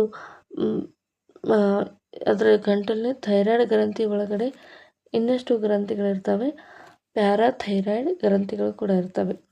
ಪ್ಯಾರಾಥೈರಾಯ್ಡ್ ಗ್ರಂಥಿಗಳು ಇದು ಮೆಟಬಾಲಿಸಮನ್ನು ನಿಯಂತ್ರಣ ಮಾಡುತ್ತೆ. ಇದು ಥೈರಾಯ್ಡ್ ಗ್ರಂಥಿಯು ಥೈರಾಕ್ಸಿನ್ ಎನ್ನುವಂಥ ಹಾರ್ಮೋನನ್ನು ರಿಲೀಸ್ ಮಾಡುತ್ತೆ. ಥೈರಾಯ್ಡ್ ಗ್ರಂಥಿಯು ಥೈರಾಕ್ಸಿನ್ ಎನ್ನುವಂಥ ಏನು ಮಾಡುತ್ತೆ, ಹಾರ್ಮೋನನ್ನು ರಿಲೀಸ್ ಮಾಡುತ್ತೆ. ಇದ್ರ ಕೆಲಸ ಏನಪ್ಪ ಅಂದರೆ ಬಾಡಿಯ ಮೆಟಬಾಲಿಸಮನ್ನು ಕಂಟ್ರೋಲ್ ಮಾಡುವಂಥದ್ದು. ಅಂದರೆ ಇದು ಏನಪ್ಪ ಅಂದರೆ ಥೈರಾಯ್ಡ್ ಗ್ರಂಥಿ ಅಂತಕ್ಕಂಥದ್ದು ಅಯೋಡೈಡ್ ಅಂದರೆ ಅಯೋಡಿನ್ ಇರುವಂಥ ಉಪ್ಪನ್ನು ಸೇವಿಸಿದರೆ ಆದಲ್ಲಿ ಇದರ ಕಂಟ್ರೋಲ್ ಹಾರ್ಮೋನ್ ರಿಲೀಸ್ ಆಗುವಂಥ ಕಂಟ್ರೋಲ್ ಏನೈತೆ ಸಮೃದ್ಧವಾಗಿರುತ್ತೆ. ಅಯೋಡಿನ್ ಸಮೃದ್ಧವಾಗಿರುವಂಥ ಉಪ್ಪನ್ನು ತಿಂದರೆ ಉಪ್ಪಿನಲ್ಲಿರುವಂಥ ಪೊಟ್ಟಣಗಳು ಅಯೋಡೈಡ್ ಉಪ್ಪನ್ನು ಬಳಸುವುದು ಏಕೆ ಉತ್ತಮ ಅಂದರೆ ಥೈರಾಕ್ಸಿನ್ ಉತ್ಪತ್ತಿ ಮಾಡಲು ಥೈರಾಯ್ಡ್ ಗ್ರಂಥಿಗೆ ಅಯೋಡಿನ್ ಬೇಕಾಗುತ್ತೆ. ಥೈರಾಕ್ಸಿನ್ ಹಾರ್ಮೋನ್ ಉತ್ಪತ್ತಿ ಮಾಡಲಿಕ್ಕೆ ಥೈರಾಯ್ಡ್ ಗ್ರಂಥಿಗೆ ಅಯೋಡಿನ್ ಬೇಕಾಗುತ್ತೆ. ನಮ್ಮ ದೇಹದಲ್ಲಿ ಕಾರ್ಬೋಹೈಡ್ರೇಟ್, ಪ್ರೋಟೀನ್, ಕೊಬ್ಬಿನಂಥ ಚಯಾಪಚಯ ಕ್ರಿಯೆಗಳನ್ನು ಥೈರಾಕ್ಸಿನ್ ನಿಯಂತ್ರಣ ಮಾಡುತ್ತೆ. ಏನೇನು ಕಂಟ್ರೋಲ್ ಮಾಡುತ್ತೆ ಅಂದರೆ ಮೆಟಬಾಲಿಸಮನ್ನು ನಿಯಂತ್ರಣ ಮಾಡುತ್ತೆ. ಮೆಟಬಾಲಿಸಮ್ ಅಂದರೆ ಏನು? ನಮ್ಮ ದೇಹದಲ್ಲಿ ಕಾರ್ಬೋಹೈಡ್ರೇಟ್ ಎಷ್ಟಿದೆ, ಪ್ರೋಟೀನ್ ಎಷ್ಟಿದೆ, ನಮ್ಮ ದೇಹದಲ್ಲಿ ಕೊಬ್ಬಿನಂಶ ಎಷ್ಟಿದೆ, ಇದೆಲ್ಲ ಕೆಲಸವನ್ನು ಮಾಡುವಂಥದ್ದು ಥೈರಾಕ್ಸಿನ್ ಮಾಡುತ್ತೆ. ಬೆಳವಣಿಗೆಗೆ ಅತ್ಯುತ್ತಮ ಸಮತೋಲನವನ್ನು ಒದಗಿಸುವಂಥದ್ದು ಕೂಡ ಥೈರಾಕ್ಸಿನ್. ಅಂದರೆ ಮನುಷ್ಯ ಎತ್ತರ ಮತ್ತು ಗಿಡ್ಡ ಬೆಳಿತಾನಲ್ಲ, ಅದನ್ನು ಕೂಡ ಕಂಟ್ರೋಲ್ ಮಾಡುವಂಥದ್ದು ಈ ಥೈರಾಕ್ಸಿನ್. ಅಂದರೆ ಆಗಲೇ ನೀವು ಪಿಟ್ಯೂಟರಿ ಅಂತ ಹೇಳಿದ್ರಿ, ಮತ್ತು ಇದಕ್ಕೆ ಅಂತ ಹೇಳ್ತಾ ಇದ್ದೀರಿ ಅಂತ ಅಂದ್ಕೋಬೇಡಿ. ಪಿಟ್ಯೂಟರಿ ಗ್ಲ್ಯಾಂಡು ಏನು ಮಾಡುತ್ತೆ ಅಂದರೆ ಪಿಟ್ಯೂಟರಿ ಗ್ಲ್ಯಾಂಡ್ ಎನ್ನುವಂಥದ್ದು ಮಾಸ್ಟರ್ ಆಫ್ ಮಾಸ್ಟರ್ ಗ್ಲ್ಯಾಂಡ್ ಅಂತ ಕರಿತೀವಿ. ನಮ್ಮದಲ್ಲಿ ದೇಹದಲ್ಲಿ ಎಷ್ಟು ಗ್ರಂಥಿಗಳಿದ್ದಾವೆ ಅದು ಎಲ್ಲದಕ್ಕೂ ಮಾಸ್ಟರ್ ಆಗಿರುತ್ತೆ. ಎಲ್ಲ ಗ್ರಂಥಿಗಳನ್ನು ಕಂಟ್ರೋಲ್ ಮಾಡುವಂಥದ್ದು ಯಾವಪ್ಪ ಅಂದರೆ ಪಿಟ್ಯೂಟರಿ ಗ್ರಂಥಿ. ಹಾಗಾಗಿ ಮಾಸ್ಟರ್ ಆಫ್ ಮಾಸ್ಟರ್ ಗ್ಲ್ಯಾಂಡ್ ಅಂತ ಹೇಳಿ ಕರಿತೀವಿ. ನೋಡಿ, ಒಂದು ವೇಳೆ ನಮ್ಮ ದೇಹದಲ್ಲಿ ಅಯೋಡಿನ್ ಪ್ರಮಾಣ ಕಡಿಮೆ ಆದರೆ ಅದು ಗಳಗಂಡ ರೋಗಕ್ಕೆ ಇದು ಕಾರಣ ಮಾಡುತ್ತೆ. ಗಳಗಂಡ ರೋಗ ಇದಕ್ಕೆ ಸಂಬಂಧಿಸಿದ ಪ್ರಶ್ನೆಯನ್ನು GPST ಎಕ್ಸಾಮಲ್ಲಿ ಹಿಂದೆ ಒಂದು ಬಾರಿ ಕೇಳಿದ್ದಾರೆ. ಓಕೆ, ತುಂಬಾ ಇಂಪಾರ್ಟೆಂಟ್ ಎಲ್ಲವೂ. ಒಬ್ಬ ಮನುಷ್ಯ ಕುಳ್ಳಗೆ ಬೆಳಿತಾನೆ, ಒಬ್ಬ ಮನುಷ್ಯ ಎತ್ತರ ಬೆಳಿತಾನೆ. ಇದಕ್ಕೆಲ್ಲ ಏನು ಕಾರಣಪ್ಪ ಅಂದರೆ ನಮ್ಮ ಪಿಟ್ಯೂಟರಿ ಗ್ರಂಥಿಯ ಹಾರ್ಮೋನ್ನ ಬೆಳವಣಿಗೆ ಗ್ರಂಥಿ ಅಂತ ಕರಿತೀವಿ. ಅಂದರೆ ಮನುಷ್ಯ ಎಷ್ಟು ಎತ್ತರ ಬೆಳಿತಾನೆ, ಎಷ್ಟು ಗಿಡ್ಡು ಬೆಳಿತಾನೆ, ಇದಕ್ಕೆಲ್ಲ ಕಂಟ್ರೋಲ್ ಮಾಡುವಂಥದ್ದು ಯಾವುದಪ್ಪ ಅಂದರೆ ಪಿಟ್ಯೂಟರಿ ಗ್ಲ್ಯಾಂಡು. ಸೊ ಇದಕ್ಕೆ ನಾವು ಬೆಳವಣಿಗೆ ಹಾರ್ಮೋನ್ ಅಂತ ಕರಿತೀವಿ. ನೆಕ್ಸ್ಟ್ ಇನ್ನೊಂದಿದೆ ಮೇದೋಜೀರಕ ಗ್ರಂಥಿ. ಮೇದೋಜೀರಕ ಗ್ರಂಥಿ ಅಂದರೆ ಇದು ನಮ್ಮ ರಕ್ತದಲ್ಲಿ ಇನ್ಸುಲಿನ್ ಸ್ರವಿಕೆಯನ್ನು ಮಾಡುತ್ತೆ. ಪ್ಯಾಂಕ್ರೀಸ್ ಅಂತ ಕರಿತೀವಿ. ಇದರ ಯಾವುದನ್ನು ಹಾರ್ಮೋನ್ ರಿಲೀಸ್ ಮಾಡುತ್ತೆ ಅಂದರೆ ಅದು ಇನ್ಸುಲಿನ್ ಎನ್ನುವಂಥ ಒಂದು ಸ್ರವಿಕೆಯನ್ನು ಮಾಡುತ್ತೆ. ರಕ್ತದಲ್ಲಿ ಸಕ್ಕರೆ ಮಟ್ಟವನ್ನು ನಿಯಂತ್ರಣ ಮಾಡುತ್ತೆ. ನೋಡಿ, ಡಯಾಬಿಟಿಸ್ ಇರುವಂಥ ಪೇಷಂಟ್ಸ್ಗಳು ಇಂಜೆಕ್ಷನ್ ಮಾಡ್ಕೋತಿರೋದನ್ನು ನಾವು ಪದೇ ಪದೇ ಗಮನಿಸ್ತಾ ಇರ್ತೀವಿ.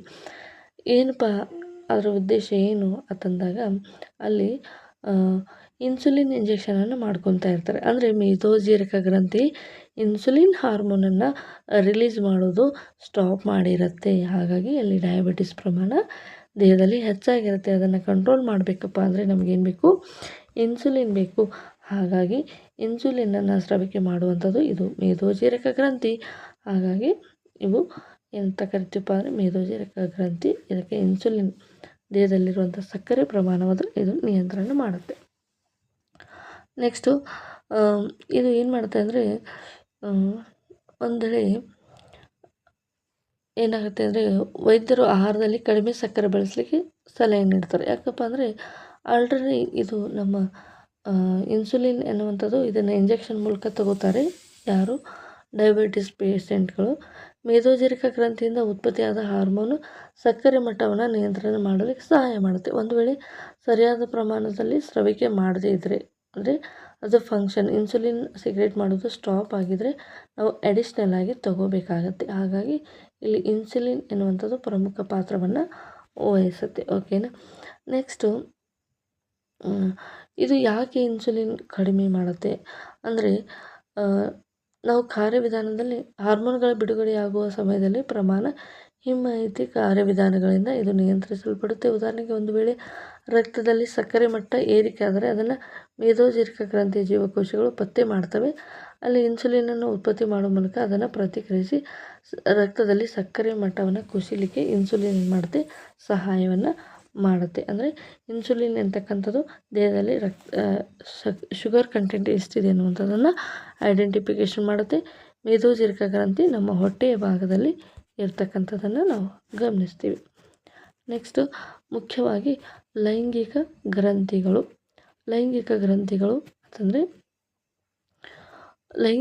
ಅಂತಂದರೆ ಪುರುಷರಲ್ಲಿ ವೃಷಣಗಳಿರ್ತವೆ, ಮಹಿಳೆಯರಲ್ಲಿ ಅಂಡಾಶಯ ಇರುತ್ತೆ. ಪುರುಷರಲ್ಲಿ ಟೆಸ್ಟೋಸ್ಟಿರಾನ್ ಎಂತಕ್ಕಂಥ ಹಾರ್ಮೋನ್ ರಿಲೀಸ್ ಆಗುತ್ತೆ. ಟೆಸ್ಟೋಸ್ಟಿರಾನ್ ರಿಲೀಸ್ ಆದರೆ ಏನಾಗುತ್ತೆ ಅಂದರೆ ಗಂಡು ಮಕ್ಕಳಲ್ಲಿ ಬರುವಂಥ ಅಡಲ್ಟ್ ಸ್ಟೇಜಲ್ಲಿ ಬರುವಂಥ ಲಕ್ಷಣಗಳು ಕಾಣ್ತವೆ. ಅಂದರೆ ಮುಖದ ಮೇಲೆ ಹೇರ್ ಬರುವಂಥದ್ದು ಮತ್ತು ಧ್ವನಿ ಗಡಸಾಗುವಂಥದ್ದು, ಎದೆ ಭಾಗ ಅಗಲ ಆಗುವಂಥದ್ದು, ದೇಹದ ಮೇಲೆ ರೋಮಗಳ ಬೆಳವಣಿಗೆ, ಇದೆಲ್ಲವೂ ಕೂಡ ಏನಾಗುತ್ತೆ? ಟೆಸ್ಟೋಸ್ಟಿರಾನ್ ಹಾರ್ಮೋನ್ನಿಂದ ಬರುತ್ತೆ. ಅಂಡಾಶಯದಿಂದ ಈಸ್ಟ್ರೋಜನ್ ಎನ್ನುವಂಥ ಹಾರ್ಮೋನ್ ರಿಲೀಸ್ ಆಗುತ್ತೆ. ಇದು ಹೆಣ್ಣು ಮಕ್ಕಳಲ್ಲಿ ಉಂಟಾಗುವಂಥ ಒಂದು ಹಾರ್ಮೋನು. ಇದು ಈಸ್ಟ್ರೋಜನ್ ಬೆಳವಣಿಗೆಯಿಂದ ಮೆನ್ಸ್ಟ್ರುವಲ್ ಸೈಕಲ್ ಸ್ಟಾರ್ಟ್ ಆಗುತ್ತೆ. ಹೆಣ್ಮಕ್ಳಲ್ಲಿ ಸ್ತನಗಳ ಬೆಳವಣಿಗೆ ಆಗುತ್ತೆ. ಗುಪ್ತಾಂಗಗಳಲ್ಲಿ ಕೂದಲುಗಳ ಬೆಳವಣಿಗೆ ಆಗುತ್ತೆ. ಧ್ವನಿ ಸಾಫ್ಟ್ ಆಗುವಂಥದ್ದು, ಈ ರೀತಿಯಾಗಿ ದೇಹದಲ್ಲಿ ಬದಲಾವಣೆಯನ್ನು ಕಾಣ್ತೀವಿ. ಅದು ಯಾವುದರಿಂದ ಅಂದರೆ ಅಂಡಾಶಯದಲ್ಲಿ ಉಂಟಾಗುವಂಥ ಈಸ್ಟ್ರೋಜನ್, ಅದು ಫಿಮೇಲ್ ಮಹಿಳೆಯಿಂದ ಇಷ್ಟೆಲ್ಲ ಉಂಟಾಗತ್ತೆ. ನೋಡಿ, ಇಲ್ಲಿ ನರಗಳಿಲ್ಲದೆ ಡಕ್ಟಿಲೆಸ್ ನೇರವಾಗಿ ರಕ್ತಕ್ಕೆ ಹಾರ್ಮೋನನ್ನು ಬಿಡುಗಡೆ ಮಾಡುವ ಗ್ರಂಥಿಗಳಿಗೆ ನಾವು ನಿರ್ನಾಳ ಗ್ರಂಥಿಗಳು ಅಥವಾ ಎಂಡೋಕ್ರೈನ್ ಗ್ಲ್ಯಾಂಡ್ ಅಂತ ಕರಿತೀವಿ. ನರಗಳ ಅಂದರೆ ಇವುಗಳಿಗೆ ಯಾವುದೇ ರೀತಿಯಾದ ಒಂದು ಪೈಪ್ಲೈನ್ ಇರೋದಿಲ್ಲ. ಡೈರೆಕ್ಟ್ ಏನು ಮಾಡ್ತವಪ್ಪ ಅಂದರೆ ಇವು ನೇರವಾಗಿ ರಕ್ತಕ್ಕೆ ಬಿಡ್ತವೆ. ಇದನ್ನು ನಾವು ನಿರ್ನಾಳ ಗ್ರಂಥಿಗಳು, ಎಂಡೋಕ್ರೈನ್ ಗ್ಲ್ಯಾಂಡ್ ಅಂತ ಕರಿತೀವಿ. ಉದಾಹರಣೆಗೆ ಇನ್ಸುಲಿನ್ ಕೊರತೆಯಿಂದ ಸಕ್ಕರೆ ಕಾಯಿಲೆ, ಡಯಾಬಿಟಿಸ್ ಬರ್ತಾಯಿದ್ರೆ ಅಯೋಡಿನ್ ಕೊರತೆಯಿಂದ ಗಳಗಂಡ ರೋಗ ಬರುತ್ತೆ. ನೋಡಿ, ಇನ್ಸುಲಿನ್ ಕೊರತೆಯಿಂದ ಡಯಾಬಿಟಿಸ್ ಬರುತ್ತೆ, ಅಯೋಡಿನ್ ಕೊರತೆಯಿಂದ ಗಳಗಂಡ ರೋಗ ಬರುತ್ತೆ. ಇಷ್ಟನ್ನು ನೀವು ಈ ಒಂದು ಅಧ್ಯಾಯದಲ್ಲಿ ನೋಡಿದ್ರಿ. ಓಕೆ, ನೋಡಿ, ಬೆಳವಣಿಗೆ ಹಾರ್ಮೋನು ಪಿಟ್ಯೂಟರಿ ಗ್ಲ್ಯಾಂಡ್. ಕ್ವಿಕ್ಕಾಗಿ ರಿವಿಷನ್ ಮಾಡ್ತಾಯಿದ್ದೀನಿ. ಬೆಳವಣಿಗೆ ಹಾರ್ಮೋನು ಪಿಟ್ಯೂಟರಿ ಗ್ಲ್ಯಾಂಡ್, ಅದು ಥೈರಾಕ್ಸಿನು ಥೈರಾಯ್ಡ್ ಗ್ರಂಥಿಯಿಂದ ಬರುತ್ತೆ. ಇದು ದೇಹದ ಬೆಳವಣಿಗೆ ಮತ್ತು ಚಯಾಪಚಯ ಕ್ರಿಯೆಯನ್ನು ನೋಡುತ್ತೆ. ಇನ್ಸುಲಿನ್ ಅಂತಕ್ಕಂಥದ್ದು ಇದು ಮೇದೋಜೀರಕ ಗ್ರಂಥಿಯಿಂದ ಬರುತ್ತೆ. ಇದು ರಕ್ತದಲ್ಲಿರುವ ಸಕ್ಕರೆ ಮಟ್ಟವನ್ನು ನಿಯಂತ್ರಣ ಮಾಡುತ್ತೆ. ಟೆಸ್ಟೋಸ್ಟಿರಾನ್ ಇದು ವೃಷಣಗಳಿಂದ ಬರುತ್ತೆ. ಈಸ್ಟ್ರೋಜನ್ ಅಂಡಾಶಯದಿಂದ ಬರುತ್ತೆ.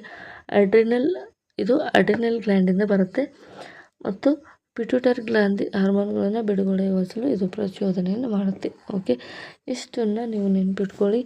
ಇಷ್ಟನ್ನು ನಾವು ಈ ಒಂದು ಅಭ್ಯಾಸವನ್ನು ಮಾಡಿದ್ವಿ. ಹಿಮ್ಮಾಹಿತಿ ಅಂದರೆ ಏನು ಅಂತ ನೋಡ್ತಾವನ್ನ ಆಗಲೇ ನಿಮಗೆ ಹೇಳಿದೆ. ಒಂದು ಹಿಮ್ಮಾಹಿತಿ ಅಂದರೆ ಏನು? ಹಾರ್ಮೋನ್ಗಳ ಬಿಡುಗಡೆ ನಿಖರವಾದ ನಿಯಂತ್ರಣ ವ್ಯವಸ್ಥೆಯನ್ನು ಅರ್ಥ ಮಾಡಿಕೊಳ್ಳುವಂಥದ್ದು. ಅಂದರೆ ಹಾರ್ಮೋನ್ಗಳ ಬಿಡುಗಡೆಗೆ ನಿಖರವಾದ ನಿಯಂತ್ರಣ ವ್ಯವಸ್ಥೆಯನ್ನು ಅರ್ಥ ಮಾಡಿಕೊಳ್ಳುವಂಥದ್ದು. ಸಪೋಸ್ ರಕ್ತದಲ್ಲಿ ಸಕ್ಕರೆ ಮಟ್ಟ ಹೆಚ್ಚಾದಾಗ ಇನ್ಸುಲಿನ್ ಬಿಡುಗಡೆ ಆಗೋದು ತಾನಾಗೇ ಏನಾಗುತ್ತೆ? ಕಡಿಮೆ ಆಗುತ್ತೆ. ಯಾವಾಗ ಕಡಿಮೆ ಆಗುತ್ತೆ? ರಕ್ತದಲ್ಲಿ ಸಕ್ಕರೆ ಮಟ್ಟ ಹೆಚ್ಚಾಗುತ್ತದೆ. ಅದರಿಂದ ಏನಾಗುತ್ತೆ? ರಕ್ತದಲ್ಲಿ ಸಕ್ಕರೆ ಮಟ್ಟ ಕಡಿಮೆ ಆಗುತ್ತದೆ. ಮೇದೋಜೀರಕ ಗ್ರಂಥಿ ಇನ್ಸುಲಿನ್ನ ಬಿಡುಗಡೆ ಮಾಡುತ್ತೆ. ಆವಾಗ ಏನಾಗುತ್ತೆ ಅಂದರೆ ಇನ್ಸುಲಿನ್ ತಾನಾಗಿ ಏನಾಗುತ್ತೆ? ಇನ್ಸುಲಿನನ್ನು ಬಿಡುಗಡೆ ಮಾಡೋದು ತಾನಾಗಿ ಕಡಿಮೆ ಮಾಡುತ್ತೆ. ಇಷ್ಟು ನೀವು ನೆನಪಿಟ್ಕೋಬೇಕು. ಹಾರ್ಮೋನ್ಗಳು ಸರಿಯಾದ ಪ್ರಮಾಣದಲ್ಲಿ ಮತ್ತು ಸರಿಯಾದ ಸಮಯದಲ್ಲಿ ಬಿಡುಗಡೆ ಆಗಬೇಕು, ಇಲ್ಲಾಂದರೆ ಬಾಡಿಯಲ್ಲಿ ಇಂಬ್ಯಾಲೆನ್ಸ್ ಆಗಿಬಿಡುತ್ತೆ. ಇದನ್ನು ನಿಯಂತ್ರಿಸಲು ದೇಹವು ಹಿಮ್ಮಾಹಿತಿ ಕಾರ್ಯವಿಧಾನವನ್ನು ಹೊಂದಿದೆ. ಅಂದರೆ ಫೀಡ್ಬ್ಯಾಕ್ ಮೆಕ್ಯಾನಿಸಮ್ ಕೂಡ ಹೊಂದಿದೆ. ಓಕೆ, ಅಂದರೆ ಈಗ ನಮ್ಮ ದೇಹದಲ್ಲಿ ಸಕ್ಕರೆ ಪ್ರಮಾಣ ಕಂಟ್ರೋಲಲ್ಲಿದೆ. ಅದು ಇನ್ಸುಲಿನ್ ಸೀಕ್ರೆಟ್ ಮಾಡೋದಿಲ್ಲ. ಸಪೋಸ್ ನಮ್ಮ ದೇಹದಲ್ಲಿ ಸಕ್ಕರೆ ಪ್ರಮಾಣ ಜಾಸ್ತಿ ಆದರೆ ಅಲ್ಲಿ ಪ್ಯಾನ್ಕ್ರೀಸ್ ಮೇದೋಜೀರಕ ಗ್ರಂಥಿ ಇನ್ಸುಲಿನ್ ಪ್ರಮಾಣವನ್ನು ಸೀಕ್ರೆಟ್ ಮಾಡಿ ಅದು ದೇಹದಲ್ಲಿರುವಂಥ ಸಕ್ಕರೆ ಪ್ರಮಾಣವನ್ನು ಹುಡುಕಿ ಅದು ಬೇಗ ಡೈಜೆಸ್ಟ್ ಮಾಡಿ ಕಳಿಸುವಂಥ ಕೆಲಸವನ್ನು ಮಾಡುತ್ತೆ. ಉದಾಹರಣೆಗೆ AC ಅಥವಾ ವಾಟರ್ ಹೀಟರ್ನಲ್ಲಿ ತಾಪಮಾನ ಸರಿಯಾದ ಮಟ್ಟಕ್ಕೆ ಬಂದಾಗ ಅದು ತಾನಾಗಿ ಆಫ್ ಆಗುವಂಥದ್ದು. ಫೀಡ್ಬ್ಯಾಕ್ ಮೆಕ್ಯಾನಿಸಮ್ ಅಂದರೆ ಏನು? ದೇಹದಲ್ಲಿ ಎಲ್ಲವೂ ಕೂಡ ಕರೆಕ್ಟಾಗಿದ್ದರೆ ಆಟೋಮೆಟಿಕ್ಕಾಗಿ ಈ ಸ್ರವಿಕೆ ಅನ್ನುವಂಥದ್ದು ಆಫ್ ಆಗಿಬಿಡೋದು. ಇದಕ್ಕೆ ಫೀಡ್ಬ್ಯಾಕ್ ಮೆಕ್ಯಾನಿಸಮ್ ಅಂತ ಕರಿತೀವಿ. ಹಿಮ್ಮಾಹಿತಿ ಕಾರ್ಯವಿಧಾನ ಇದು ಸಮತೋಲನವನ್ನು ಕಾಪಾಡಲಿಕ್ಕೆ ಸಾಧ್ಯವಾಗುತ್ತೆ. ಜೀವಕೋಶಗಳು ಯಾವ ರೀತಿಯಾಗಿ ಸಮನ್ವಯ ಮಾಡ್ತವೆ ಅಂತ ನೋಡಿದ್ವಿ. ಪ್ರಾಣಿಗಳಲ್ಲಿ 2 ಭಾಷೆಗಳು ನಿಯಂತ್ರಣ, ಸಸ್ಯಗಳಲ್ಲಿ ರಾಸಾಯನಿಕ ಭಾಷೆ ಇರುತ್ತೆ. ನಿಯಂತ್ರಣ ಮತ್ತು ಸಹಭಾಗಿತ್ವ. ಪ್ರಾಣಿಗಳಲ್ಲಿ ರಾಸಾಯನಿಕ ಕೂಡ ಇರುತ್ತೆ, ವಿದ್ಯುತ್ ಆವೇಗ ಕೂಡ. ವಿದ್ಯುತ್ ಅತಿವೇಗ ಕಾಲ್ಪನಿಕವಾಗಿ ಪರಾವರ್ತಿತ ಕ್ರಿಯೆಯಿಂದ ಕೂಡ ನಡೆಯುತ್ತೆ, ವಿದ್ಯುತ್ ನರಮಂಡಲದ ಕೂಡ ಮೂಲಕ ಕೂಡ ನಡೆಯುತ್ತೆ. ಹಾಗಾಗಿ 2 ಭಾಷೆಯಲ್ಲಿ ನಮ್ಮ ದೇಹವು ಏನಾಗುತ್ತೆ? ಸಹಭಾಗಿತ್ವವನ್ನು ಮಾಡುತ್ತೆ, ಕಂಟ್ರೋಲನ್ನು ಮಾಡುತ್ತೆ, ರಾಸಾಯನಿಕ ಕ್ರಿಯೆಗಳ ಮೂಲಕ ಕೂಡ ಮಾಡುತ್ತೆ. ಮತ್ತು ಸಸ್ಯಗಳು ಏನು ಮಾಡ್ತವೆ? ಕೇವಲ ರಾಸಾಯನಿಕ ಭಾಷೆಯಲ್ಲಿ ಕೂಡ ಮಾಡ್ತವೆ. ತ್ವರಿತ ಪ್ರಕ್ರಿಯೆ ಅಂದರೆ ನೀರಿನಿಂದ ಬದಲಾವಣೆ ಆಗುವಂಥ ನೆಕ್ಟಿಕ್ ಚಲನೆ ಅಂತ ಕರಿತೀವಿ. ನಿಧಾನಗತಿಯಲ್ಲಿ ನಡೆಯುವಂಥ ಪ್ರಕ್ರಿಯೆಗಳು ಹಾರ್ಮೋನ್ಗಳಿಂದ ಆಗುತ್ತೆ. ಅಂದರೆ ನೀರು ಅಂದರೆ ಜಾಸ್ತಿ ಪ್ರಮಾಣದಲ್ಲಿ ನೀರಿದೆ, ಸಸ್ಯಗಳು ಚೆನ್ನಾಗಿ ಅಳ್ಕೊಂಡು ಇರ್ತವೆ. ಸಪೋಸ್ ನೀರಿನ ಅಂಶ ಕಡಿಮೆ ಆದರೆ ಎಲೆಗಳು ಮುದುಡ್ಕೊಂಡು ಇರ್ತವೆ. ಅಂದರೆ ಇದು ಎಮರ್ಜೆನ್ಸಿ ಅಂಥೇಳಿ ಕರಿತೀವಿ. ಈ ರೀತಿಯಾಗಿ ರಾಸಾಯನಿಕ ಕ್ರಿಯೆಯ ಮೂಲಕ ಏನಾಗುತ್ತೆ? ಸಸ್ಯಗಳಲ್ಲಿ ನಡೆಯುತ್ತೆ. ಓಕೆ, ಇಷ್ಟು ನಾವು ಈ ಒಂದು ಅಧ್ಯಾಯದಲ್ಲಿ ಸಂಪೂರ್ಣವಾಗಿ ಅಧ್ಯಯನ ಮಾಡಿದ್ವಿ. ಯಾವೆಲ್ಲ ಇಂಪಾರ್ಟೆಂಟ್ ಇರುತ್ತೆ ಅದನ್ನು ಕೂಡ ಮೆನ್ಷನ್ ಮಾಡ್ತಾ ಬಂದ್ವಿ. ಸೊ ಈಗ ನಿಮಗೆ ಬಹು ಆಯ್ಕೆ ಪ್ರಶ್ನೆ. ಮಿದುಳಿನ ಯಾವ ಭಾಗವು ದೇಹದ ಸಮತೋಲನವನ್ನು ಕಾಪಾಡುತ್ತೆ ಅಂತಕ್ಕಂಥದ್ದು ಅದು ಸರಿಯಾದ ಉತ್ತರ ಅನುಮಸ್ತಿಷ್ಕ. ಮುಟ್ಟಿದರ ಮುನಿ ಸಸ್ಯದ ಚಲನೆ ಬೆಳವಣಿಗೆಯನ್ನು ಅವಲಂಬಿಸಿರುತ್ತದೆ. ಮುಟ್ಟಿದರ ಮುನಿ ಚಲನೆಯ ಬೆಳವಣಿಗೆಯನ್ನು ಅವಲಂಬಿಸಿರುತ್ತೆ. ತಪ್ಪು, ಸರಿಯಾದ ಉತ್ತರ ಅಲ್ಲ. ರಕ್ತದಲ್ಲಿನ ಸಕ್ಕರೆ ಮಟ್ಟವನ್ನು ನಿಯಂತ್ರಿಸುವ ಹಾರ್ಮೋನ್ ಯಾವುದಪ್ಪ ಅಂದರೆ ಇನ್ಸುಲಿನ್. ನಿಮಗೆ ಶೀತವಾದಾಗ ಊಟದ ರುಚಿ ಸರಿಯಾಗಿ ತಿಳಿಯುವುದಿಲ್ಲವೇ ಏಕೆ? ಅಂದರೆ ಶೀತವಾದಾಗ ಏನಾಗುತ್ತೆ ಅಂದರೆ ವಾಸನೆ ಗ್ರಹಿಸಲು ಆಲ್ಫ್ಯಾಕ್ಟ್ರಿ ಗ್ರಾಹಕಗಳು, ಅಂದರೆ ವಾಸನೆಯನ್ನು ಗ್ರಹಿಸಲಿಕ್ಕೆ ಆಲ್ಫ್ಯಾಕ್ಟ್ರಿ ಎನ್ನುವಂತಹ ವಾಸನೆ ಗ್ರಂಥಿಗಳು ನಮ್ಮ ಮೂಗಿನಲ್ಲಿ ಇರ್ತವೆ. ಅವುಗಳ ಫಂಕ್ಷನ್ ಏನು ಮಾಡುತ್ತಪ್ಪ ಅಂದರೆ ಶೀತವಾದಾಗ ವಾಸನೆ ಬರೋದಿಲ್ಲ, ಅದರ ಸಲುವಾಗಿ ಬಾಯಿಗೂ ಕೂಡ ರುಚಿ ಹತ್ತೋದಿಲ್ಲ ಅಂತಕ್ಕಂಥದ್ದು ನಿಮಗೆ ಗೊತ್ತಿರಬೇಕು. ನೆಕ್ಸ್ಟು ಇಷ್ಟು ನಮ್ಮ ಈ ಒಂದು ನಿಯಂತ್ರಣ ಮತ್ತು ಸಹಭಾಗಿತ್ವಕ್ಕೆ ಸಂಬಂಧಿಸಿದ ಇಂಪಾರ್ಟೆಂಟ್ ಕಾನ್ಸೆಪ್ಟನ್ನು ನಾವು ಡೀಟೇಲಾಗಿ ಡಿಸ್ಕಸ್ ಮಾಡ್ತಾ ಬಂದ್ವಿ. ಈ ಒಂದು ಪ್ರೆಸೆಂಟೇಷನ್ ನಿಮಗೆ ಇಷ್ಟ ಆಗ್ತಾಯಿದ್ರೆ, ನಾವು ಕೊಟ್ಟಿರುವಂಥ ಮಾಹಿತಿ ನಿಮಗೆ ಇಂಪಾರ್ಟ್ ಆಗ್ತಾಯಿದ್ರೆ ದಯವಿಟ್ಟು ಶೇರ್ ಮಾಡಿ, ಸಬ್ಸ್ಕ್ರೈಬ್ ಮಾಡಿ. ಎಕ್ಸಾಮ್ ಪರ್ಪಸ್ಗೆ ಏನೆಲ್ಲ ಇಂಪಾರ್ಟೆಂಟ್ ಬರುತ್ತೆ ಎಲ್ಲವನ್ನು ಕೂಡ ಡೀಟೇಲಾಗಿ ಡಿಸ್ಕಸ್ ಮಾಡಿದ್ವಿ. ಇಷ್ಟೊತ್ತು ಈ ಒಂದು ವಿಡಿಯೋನ ನೋಡೋದಕ್ಕೆ thank you so much. Subscribe ಮಾಡದೆ ನೋಡ್ತಾ ಇದ್ದರೆ ದಯವಿಟ್ಟು ಸಬ್ಸ್ಕ್ರೈಬ್ ಮಾಡ್ಕೊಳ್ಳಿ. ಟೆಕ್ಸ್ಟ್ ಬುಕ್ಕಿಂದ ಹೊರಗಡೆ ಇರುವಂಥ ಮಾಹಿತಿ ಏನೂ ಕೂಡ ಇಲ್ಲ. ಸಸ್ಯದ ಈ ಒಂದು ಪಾಠದಲ್ಲಿ ಇನ್ಕ್ಲೂಡ್ ಆಗಿರುವಂಥ ಎಲ್ಲ ಮಾಹಿತಿಯನ್ನು ಇನ್ಕ್ಲೂಡ್ ಮಾಡಿ ನಾವು ಡಿಸ್ಕಸ್ ಮಾಡ್ತಾಯಿದ್ವಿ. ಸೊ ಇಷ್ಟು ನಮ್ಮ ಟೆಕ್ಸ್ಟ್ ಬುಕ್ಕಲ್ಲಿರುವಂಥ ಮಾಹಿತಿಯನ್ನು ನಾವು ತಿಳ್ಕೊಂಡ್ವಿ. Thank you. ಇಷ್ಟೊತ್ತು ಈ ಒಂದು ವಿಡಿಯೋನ ನೋಡೋದಕ್ಕೆ ಥ್ಯಾಂಕ್ ಯು ಸೋ ಮಚ್.